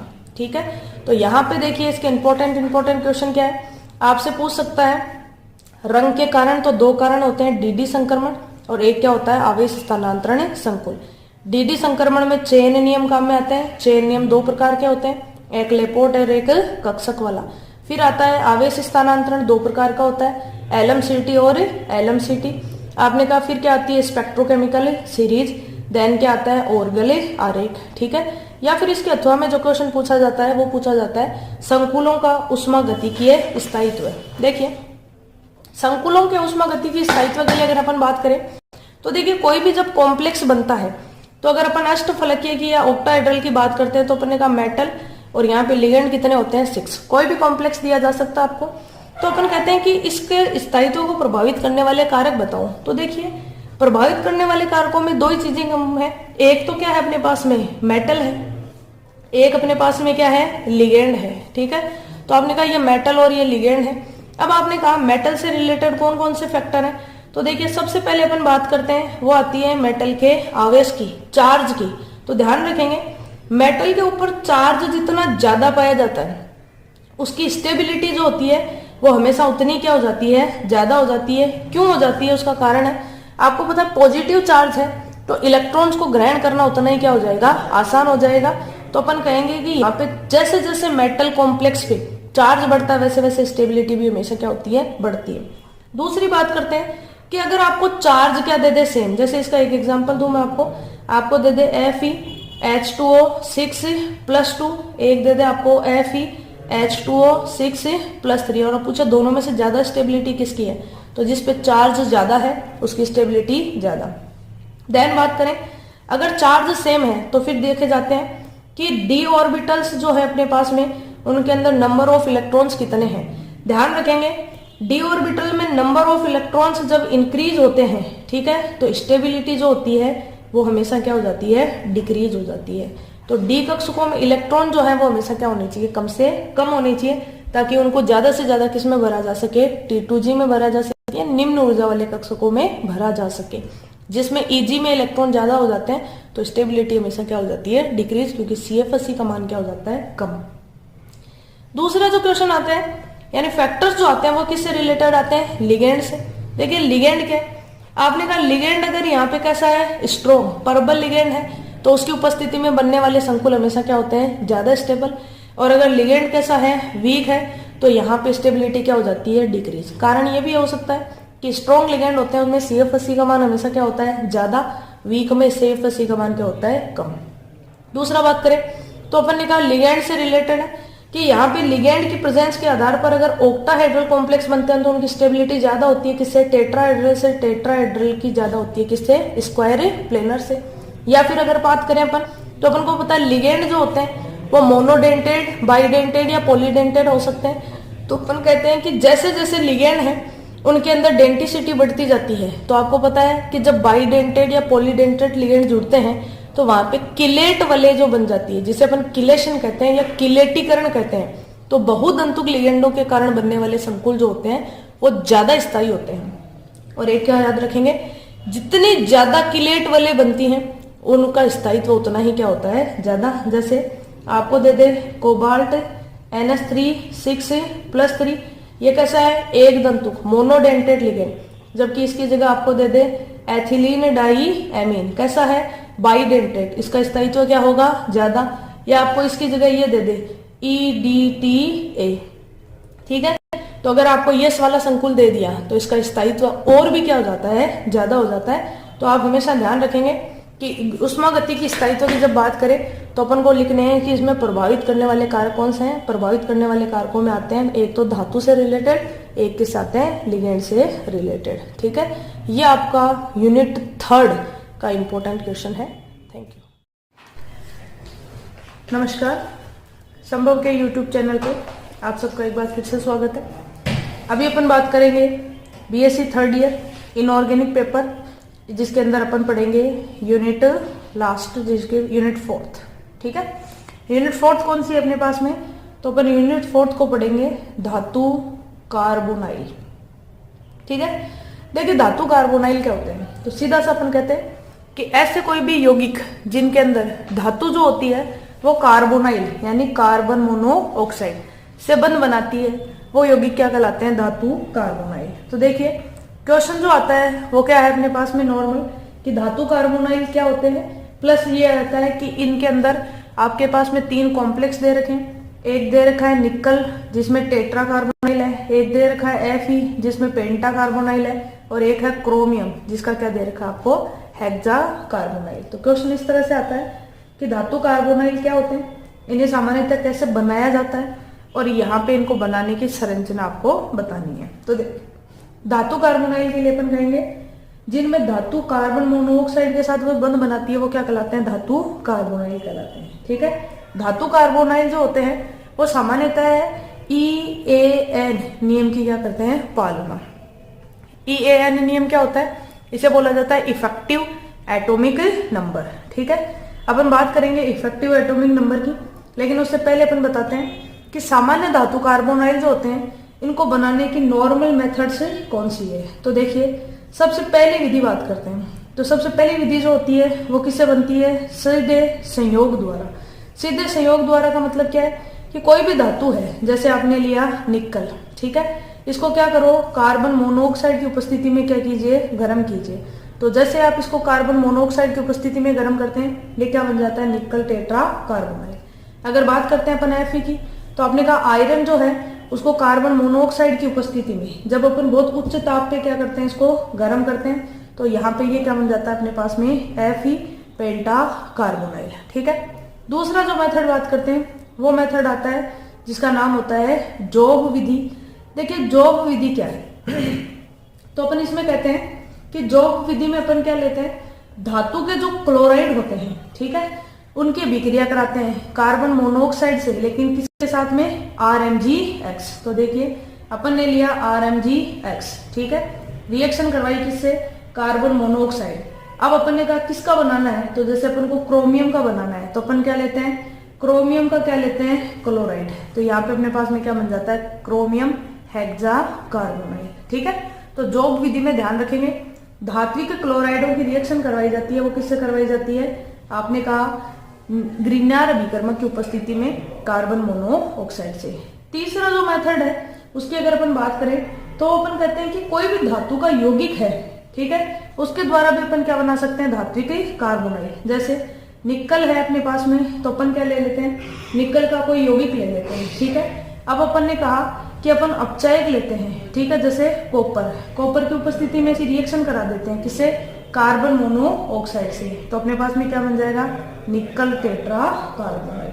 ठीक है, तो ये है इसके जनरल मेथड्स हैं कि कोई भी धातु का कार्बोनाइल बनता कैसे है। तो देखिए जितनी भी मेथड है उन सब में क्या काम में ले रहे हैं, आपने कहा कार्बन मोनोऑक्साइड। अगर आपसे पूछे कि इनके सामान्य गुण धर्म क्या है, तो अपन कैसे है कि निकल आयरन वगैरह जो होते हैं उसके धात्विक कार्बोनाइल होते हैं वो सामान्यतः कौन सी अवस्था में पाए जाते हैं, द्रव अवस्था में, और बाकी के जो कार्बोनाइल होते हैं वो कौन सी अवस्था में पाए जा सकते हैं, ठोस अवस्था में।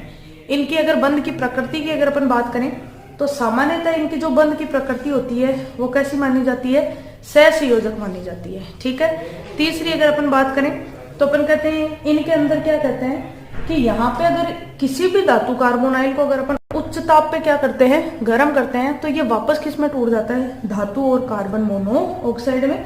तो ये इस तरह की कुछ सिंपल सी प्रॉपर्टीज हैं। अब अपन सबसे पहले बात करते हैं, वो बात करेंगे EAN रूल की। देखिए EAN के लिए क्या कहते हैं, ये है अपने पास में इफेक्टिव एटॉमिक नंबर, प्रभावी परमाणु क्रमांक संख्या। क्या कहता है ये नियम? ये नियम ऐसे कहता है कि इस नियम के अनुसार कोई भी धातु कार्बोनाइल, ठीक है, यानी जिस संकुल के पास में कुल इलेक्ट्रॉनों की संख्या किसके बराबर हो जाती है, तो अपन कहते हैं अक्रिय गैसों के बराबर, ठीक है, तो वो क्या होते हैं, स्थायी होते हैं। जैसे अपन इन्हीं तीनों की बात करते हैं। सबसे पहले अपने लिया निकल टेट्रा कार्बोनाइल। देखिए आपने कहा निकल कितने नंबर पे आता है, आपने कहा 28 पे, ठीक है। धातु कार्बोनाइलों की खास बात होती है कि इन संकुलों के अंदर धातु जो होती है उसकी ऑक्सीकरण अवस्था हमेशा क्या होती है, 0 होती है, ठीक है। अब देखिए यहाँ पे एक जो कार्बोनाइल है वो कौन सा बंध बनाता है, उपसह संयोजक। और आपको पता है उपसह संयोजक बंध जब एक बनता है तो इलेक्ट्रॉन कितने दिए जाते हैं, 2। टोटल कितने हैं यहाँ पे, 4, तो मल्टीप्लाइड बाई 4। तो आपने कहा टोटल अगर अपन इनको करें तो अपने पास में कितना आएगा, 36 पे कौन सी गैस आती है, क्रिप्टोन आती है। और क्रिप्टोन आने के कारण ये क्या है, अक्रिय गैस, और अक्रिय गैस आने के कारण ये क्या है, एक स्थायी संकुल। दूसरी बात करते हैं, आपने कहा Fe का एग्जाम्पल लेते हैं। आपने कहा Fe का पेंटा कार्बोनाइल लेते हैं। Fe कितने नंबर पे आता है अपने पास में, 26 पे। आपने कहा एक जो उपसह संयोजक बंध होता है उसमें इलेक्ट्रॉन कितने होते हैं, 2। टोटल कितने अपने पास में, 5। तो अगर टोटल करेंगे तो कितना आएगा, वापस से 36 पे वापस कौन सी गैस आएगी अपने पास में, क्रिप्टोन। तो आपने कहा ये भी क्या होता है अपने पास में, स्थायी। नेक्स्ट अगर बात करते हैं क्रोमियम की, तो आपने कहा क्रोमियम हेक्सा कार्बोनाइल, ठीक है। आपने कहा क्रोमियम कितने नंबर पे आता है, तो अपने कहा 24 पे। देखिए एक में कितने इलेक्ट्रॉन देते हैं, 2। टोटल कितने अपने पास में, 6। तो कितने हो गए, 12 है। एडिशन करेंगे तो वापस कितना आएगा, 36 पे वापस क्या आएगी अपने पास में, इनर्ट गैस, जिसके कारण ये सभी संकुल क्या होते हैं, स्थायी। इसी में और बता देते हैं, एक नियम और आता है 18 इलेक्ट्रॉन नियम।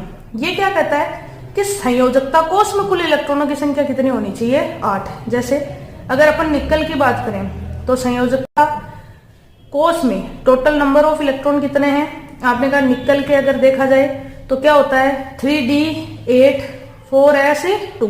तो टोटल नंबर कितने हो गए, आपने कहा 10। बात करें कार्बोनाइल की तो एक कार्बोनाइल कितने इलेक्ट्रॉन देगा, 2। कितने हैं टोटल, 4। तो टोटल नंबर कितने हो गए, 18। तो 18 इलेक्ट्रॉन नियम कहता है कि अगर संयोजकता कोष में किसी संकुल के पास में कुल इलेक्ट्रॉनों की संख्या अगर 18 है तो वो क्या होते हैं, स्थायी। EAN रूल से भी स्थायी है, इस नियम से भी स्थायी है। Fe की बात करते हैं। Fe क्या होता है, 3d6 4s2। Total number of electron कितने हो गए संयोजकता कोष में, 8। कितने हैं अपने पास में बॉन्ड बनाने के लिए, 5। एक में कितने होते हैं, 2।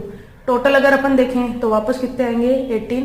आपने कहा 18 इलेक्ट्रॉन वाले संकुल हमेशा क्या होते हैं, स्थायी। क्रोमियम के लिए देखें 3d5 4s1। Number of electron कितने हो गए, 6। एक में कितने हैं, 2 हैं, कितने टोटल, 6, ठीक है। तो आपने कहा वापस देखेंगे, एडिशन करेंगे तो कितना आएगा, 18। यानी ये जो है तीनों के तीनों संकुल हैं वो 18 इलेक्ट्रॉन नियम और 18 इलेक्ट्रॉन नियम के साथ साथ किसकी पालना करते हैं, EAN रूल की। खास बात होती है जिसमें EAN रूल लगता है उसी में क्या लगता है, आपने कहा 18 इलेक्ट्रॉन नियम। अब बात करते हैं अपन नेक्स्ट क्वेश्चन की। नेक्स्ट क्वेश्चन आता है, वो क्वेश्चन आता है कि जैसे निकल टेट्रा कार्बोनाइल है, ये आपको दे दे कि Fe पेंटा कार्बोनाइल है, इनकी संरचना बनानी होती है आपको कि ये बनते कैसे हैं, इनकी केमिकल रिएक्शंस वगैरह क्या होती है। तो देखिए निकल टेट्रा कार्बोनाइल की जब अपन बात करें तो अपन ऐसे कहेंगे कि ये सर्वप्रथम खोजा गया धातु कार्बोनाइल था। यहाँ पे अपन बात करेंगे कि यह जो निकल टेट्रा कार्बोनाइल है इस कॉम्प्लेक्स का, ठीक है ना, जो क्वथनांक होता है वो बहुत ही कम होता है। कितना है, 43 डिग्री सेल्सियस। इसलिए सामान्य जो ताप होता है उस पर ये कौन सी अवस्था में पाया जाता है, द्रव अवस्था में पाया जाता है। देखिए बनाते कैसे हैं, अभी अपन डिस्कस कर चुके हैं पहले कि निकल को है अपन कार्बन मोनोऑक्साइड की उपस्थिति में क्या करें, गर्म करें, तो अपने पास में क्या बन जाता है, निकल टेट्रा कार्बोनाइल। सेकंड मेथड अपन ने पढ़ा था कि निकल का क्या लेते हैं, कोई भी यौगिक लेते हैं, फिर अपन ने इसकी रिएक्शन कराई थी कार्बन मोनोऑक्साइड से अपचायक की उपस्थिति में, तो अपन ने क्या बना दिया था इसका, निकल टेट्रा कार्बोनाइल। तो इस तरह से कुछ रिएक्शंस हैं जिनसे अपन क्या बना सकते हैं, ये बनाते हैं, ठीक है। ये क्या होता है, एक बहुत ही विषैला यौगिक होता है। अगर अपन बात करें इसकी तो ये जल में क्या होता है, अविलय, लेकिन यह बेंजीन जैसे विलायकों में क्या हो जाता है, विलय होता है। ठीक है, अब देखिए अगर अपन इसकी संरचना की बात करें तो देखिए संकरण जब अपन इसका देखें तो इसका संकरण जो आता है वो अपने पास में क्या आता है, sp3 आने के कारण इसकी संरचना जो होती है वो क्या आती है, चतुष्फलकीय फलकीय, टेट्राहेड्रल। देखिए कैसे आती है, आपने कहा निक्कल लिखते हैं 3d8 4s2, ठीक है, 4p में कितने इलेक्ट्रॉन है, 0। अगर अपन इनको बनाएं तो अपन ने कहा कैसे बनाएंगे, आपने कहा ये है अपने पास में d8, तो देखिए 1 2 3 4 5 6 7 और 8। इसके बाहर क्या है, ये 4s के बाहर क्या है, 4p, 4s में क्या है 2, ठीक है, तो ये 3d है, ये 4s है, ये 4p है। अब अगर अपन बात करें इसकी धातु कार्बोनाइल की तो देखिए कार्बोनाइल जो है ये बंध बनाने के लिए, ठीक है, तो इन इलेक्ट्रॉनों की क्या करा देगा यहाँ पे, पेयरिंग। तो आपने कहा अगर अपन इसकी एक्साइटेड स्टेट की बात करें तो आपने कहा यहाँ पे टोटल नंबर है तो दोनों इलेक्ट्रॉन इधर आने के कारण पेयरिंग हो जाएगी और सब इलेक्ट्रॉन इसमें पी हो जाएंगे। यहाँ पे 4s क्या हो गया, खाली, और ये 4p पहले से क्या थे, खाली। ठीक है, अब देखिए कितने कार्बोनाइल अपने पास में, 4। आपने कहा एक कार्बोनाइल, ये दूसरा कार्बोनाइल, ये तीसरा कार्बोनाइल, ये चौथा कार्बोनाइल। ठीक है, चारों कार्बोनाइल आए, यहाँ पे उपसर्ग संयोजक बंध बन जाता है। आपने कहा s और p कक्ष काम में आ रहे हैं, इसलिए हाइब्रिडाइजेशन क्या हो गया, sp3, और sp3 जो होती है उसकी शेप क्या आती है, टेट्राहेड्रल चतुष्फलकीय फलकीय। तो अपन कैसे बनाएंगे, निक्कल, आपने कहा कार्बोनाइल, ठीक है, ये सेकंड कार्बोनाइल, ये अपन ने थर्ड कार्बोनाइल और ये फोर्थ कार्बोनाइल। ठीक है, ये जो आकृति है ये अपने पास में क्या बन जाती है, चतुष्फलकीय फलकीय। लेकिन देखिए अगर अपन बात करें तो अपन ने कहा कि अगर अपन इस कॉम्प्लेक्स की रिएक्शन, ठीक है ना, किससे करा दे, आपने कहा ऑर्थोफिनेंथ्रीन से। तो देखिए आपको ऐसे दे दे निक्कल टेट्रा कार्बोनाइल और इसकी रिएक्शन करा दे ऑर्थोफिनेंथ्रीन से, तो अपन कहते हैं यहाँ पे 2 कार्बोनाइल हैं, उनका प्रतिस्थापन क्या हो जाता है, ऑर्थोफिनेंथ्रीन से हो जाता है। ठीक है, जबकि 2 का ये जो प्रतिस्थापन है ये नहीं होता और यहाँ से 2 क्या हट जाती हैं, CO। इसका मतलब यहाँ पे जो कार्बोनाइल देखने में एक जैसे हैं, ये सभी कार्बोनाइल एक जैसी प्रकृति के नहीं हैं। तो फिर अपन को देखनी पड़ेगी इसकी कक्षीय संरचना। देखिए कैसे, आपने कहा वापस से अपन बनाएंगे निक्कल का इलेक्ट्रॉनिक कॉन्फ़िगरेशन। तो देखिए 3d में कितने अपने पास में इलेक्ट्रॉन, तो आपने कहा 8, 1 2 3 4 5 6 7 और 8। ठीक है, ये अपने पास में क्या है, तो आपने कहा 3d के बाहर कौन है, 4s के बाहर क्या लिखेंगे अपन ने, 4p। ठीक है, इलेक्ट्रॉनिक कॉन्फ़िगरेशन क्या होता है, 3d8 4s2। अब देखिए जब अपन इसकी बात करेंगे तो अपन ने कहा कि अपन इस संरचना को जब बनाते हैं तो अपन ने कहा कि यहाँ पे एक्साइटेड स्टेट अगर अपन लिखें तो आपको पता है कि ये इलेक्ट्रॉन यहाँ 4s से किसमें चला जाएगा, 4p में।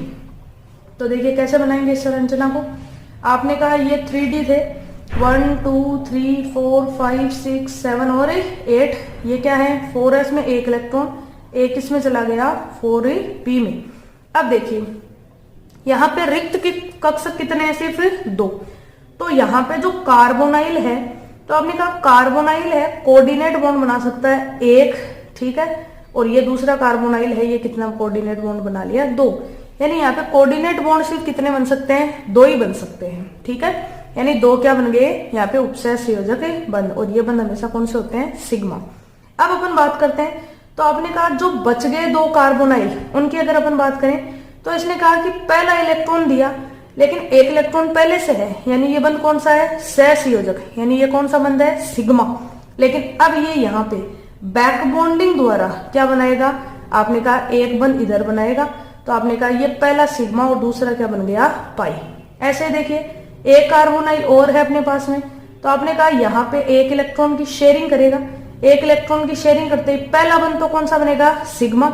फिर एक इलेक्ट्रॉन यहाँ पे, तो आपने कहा ये बैक बॉन्डिंग होगी, तो आपने कहा ये कौन सा बंध बनेगा, पाई। तो देखिए 2 बंध जो है वो तो क्या है, सिग्मा, और 2 की बात करें तो यहाँ पे कौन से हैं, पाई। तो जब अपन इसकी स्ट्रक्चर बनाएंगे तो इस तरह से बनाएंगे, निक्कल एक कार्बोनाइल, तो आपने कहा ये बंध कौन सा है, सिर्फ सिग्मा। दूसरा कार्बोनाइल, तो आपने कहा ये बंध भी कौन सा है, तो अपन ने कहा ये बंध भी सिग्मा, जो धातु से बन रहा है। दूसरा देखिए, आपने कहा पहला बंध जो है तो आपने कहा कार्बोनाइल से बना तो सिग्मा, और दूसरा बंध अपन क्या मानते हैं, पाई। इसी तरह से एक अपन ने लिया तो ये कार्बोनाइल, आपने कहा पहला सिग्मा और दूसरा क्या बना अपने पास में, पाई। तो देखिए एक सिग्मा एक पाई, एक सिग्मा एक पाई। तो यहाँ पे देखें तो यहाँ पे दो बंध तो कौन से हैं, सिग्मा, और दो क्या है, पाई। इसलिए दो जो सिग्मा बंध है वो आसानी से टूट जाते हैं, इसलिए यहाँ पे प्रतिस्थापन से कितने का हो पाता है, 2 का।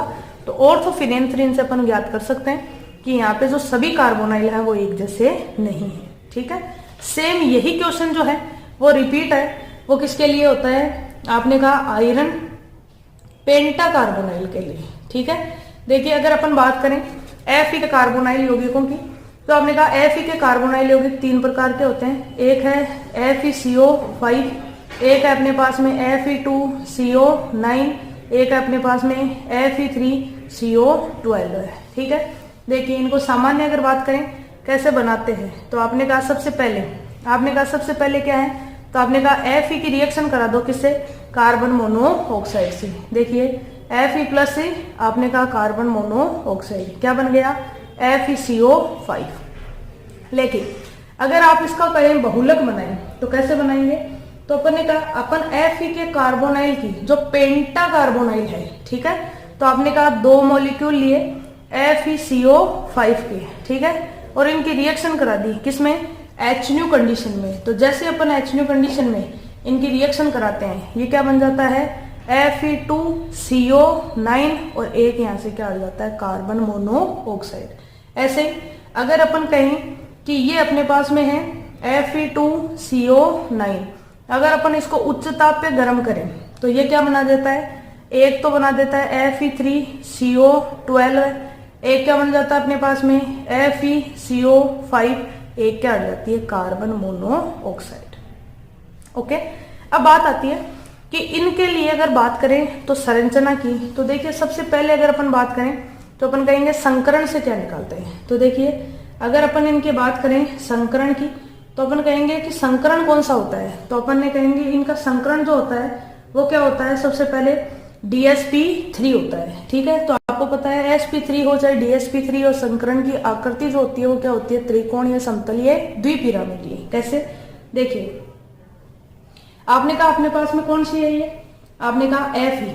ठीक है, Fe क्या होता है, 3D6 4S2 4P0। अब देखिए अपन इसको बनाते हैं, तो आपने कहा Fe बनाया, तो ये क्या है 3D6 1 2 3 4 5 4 6। ठीक है, ये क्या है 4S के बाद क्या है 4P। अब आपने कहा कार्बोनाइल, कार्बन से स्टार्ट होने वाला पर्बल है, आपने कहा इसकी क्या करा देगा, पेयरिंग। तो देखो इस एक की पेयरिंग कराई, ये यहाँ पे ये 2 इलेक्ट्रॉन है, इन दोनों की को भी यहाँ पे भेज देगा, पेयरिंग करा देगा।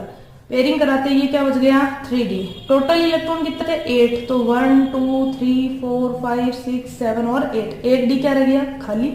ये क्या है 4S और ये क्या है अपने पास में 4P।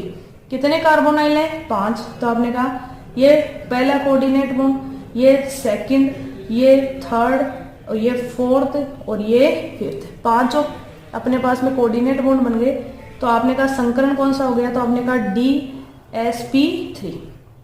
ये संकरण है, तो अपन इसकी आकृति बनाते हैं। आकृति कैसे बनती है, आपने कहा इस तरह से बनाते हैं, त्रिकोणीय समतलीय। तो आपने कहा 1 2 3 ये कोऑर्डिनेट बॉन्ड बन गए कार्बन मोनोऑक्साइड से, और 2 कोऑर्डिनेट बॉन्ड इस तरह से। तो आकृति का नाम क्या हो जाता है, त्रिकोणीय समतलीय द्विपिरामिडीय। लेकिन देखो इस आकृति को देखने पे आपको साफ साफ दिख रहा है सभी कार्बोनाइल जो है वो कैसे ले रहे हैं अपने एक जैसे, लेकिन ये सभी कार्बोनाइल है वो एक जैसे नहीं होते। कैसे पता चलेगा, आपने कहा Fe पेंटा कार्बोनाइल जो है उसकी रिएक्शन करा देते हैं किससे, पिरिडीन से। ठीक है, तो यहाँ पे 2 मोल काम आएंगे। आपने कहा जो 2 Fe हैं उनका प्रतिस्थापन बहुत आसानी से हो जाता है, तो कितने बच गए 3, और 2 क्या आ जाती हैं यहाँ पे पिरिडीन, और 2 क्या आ जाती हैं कार्बन मोनोऑक्साइड। तो आपको कैसे पता चलेगा, तो साफ साफ पता है कि 2 तो कौन से होंगे सिग्मा, और बाकी के बंद कैसे होंगे पाई। कैसे बनाएंगे, देखिए आपने कहा Fe बनाते हैं। Fe का इलेक्ट्रॉनिक कॉन्फ़िगरेशन अपने पास में क्या है, तो अपन ने कहा ये है अपने पास में D6, 1 2 3 4 5 और ये 6, ठीक है। अपने पास में ये क्या है 4s2 और 4p क्या है अपने पास में खाली पड़ा है, ठीक है। अब अपन ने कहा कि अपन बनाते हैं Fe के लिए, ठीक है। एक्साइटेड कंडीशन में ये Fe का इलेक्ट्रॉन कहाँ चला गया, यहाँ पे, तो आपने कहा इसको यहाँ पे भेज दीजिए। आपने कहा यहाँ पे भेज दीजिए, क्या बच गया अपने पास में 3D, 6 है तो 3D6, ओके, ये लीजिए। और ये इलेक्ट्रॉन इसमें चला गया, किसमें 4p में, ये है 3D, ये है 4s, ये क्या है अपने पास में 4p। देखिए यहाँ पे कितने खाली कक्षक हैं 2, तो 2 कार्बोनाइल हैं, वो कौन सा बॉन्ड बना सकते हैं, तो आपने कहा कोऑर्डिनेट बॉन्ड बना सकते हैं, ठीक है, उपसय संयोजक बंध। तो ये बंध कौन से बन रहे हैं सिग्मा, कोई दिक्कत नहीं। अब बच गया अपने पास में 3 कार्बोनाइल, तो अपन ने कहा देखिए कार्बोनाइल जो है वो एक इलेक्ट्रॉन की शेयरिंग करेगा, पहले कौन सा बंध बनेगा सिग्मा, ठीक है। ऐसे ही ये इधर जब आएगा तो आपने कहा ये यहाँ पे बंध बनाएगा, तो ये बंध दूसरा है तो कौन सा बनेगा पाई, एक इलेक्ट्रॉन की क्या कर दी शेयरिंग, ठीक। नेक्स्ट देखिए दूसरा कार्बोनाइल है, एक इलेक्ट्रॉन की शेयरिंग करेगा, पहला बंध कौन सा बनेगा सिग्मा, दूसरे की जब अपन बात करेंगे तो ये बंध इसके लिए क्या बनेगा पाई।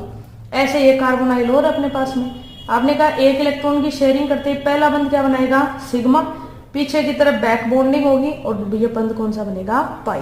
तो देखिए आपने कहा Fe है, आकृति अभी भी क्या बनाएगी, तो आपने कहा त्रिकोणीय समतलीय द्विपिरामिडीय, ठीक है। लेकिन अब देखिए ये दोनों सिग्मा बंध बना रहे हैं, तो आपने कहा ये सिग्मा बंध बनाया और ये कार्बोनाइल है, ठीक है, ये सिर्फ कौन सा बंध है सिग्मा। ऐसे ही ये जो कार्बोनाइल है ये भी सिर्फ कौन सा बंध बना रहे हैं सिग्मा, लेकिन बाकी के जो कार्बोनाइल हैं, ठीक है, वो पहला बंध कौन सा बना रहे हैं सिग्मा और दूसरा जो बंध बना रहे हैं वो कौन सा बना रहे हैं पाई। तो एक सिग्मा एक पाई, एक सिग्मा एक पाई, एक सिग्मा और एक पाई। तो देखिए 3 तो क्या है पाई बॉन्ड और 2 क्या है सिग्मा बॉन्ड है। अब आपको पता है सिग्मा बॉन्ड होते हैं वो आसानी से टूट जाएंगे, तो यहाँ पे प्रतिस्थापन जो हो सकता है वो कितने का हो सकता है 2 का हो सकता है, इसलिए अपन इस तरह से इसकी स्ट्रक्चर ही देंगे। ये अपने पास में यूनिट जो 5th है ये इसका धातु कार्बोनाइल वाला है, ये इसका इंपॉर्टेंट क्वेश्चन है, तो ये आप पढ़ लीजिएगा। और बात करें अगर अपन यूनिट 5th की, तो यूनिट 5th के अंदर आप पढ़िएगा ये अपने जिसमें अकार्बनिक बहुलक हैं, उन अकार्बनिक बहुलकों में सिलिकॉन्स है। Thank you, all the very best for your exam. BSc की सभी कक्षाओं के क्लासरूम नोट्स लेने के लिए अभी इस वीडियो का डिस्क्रिप्शन बॉक्स ओपन करें और study line service online notes store के लिंक पर क्लिक करके अभी नोट्स की PDF डाउनलोड कीजिए।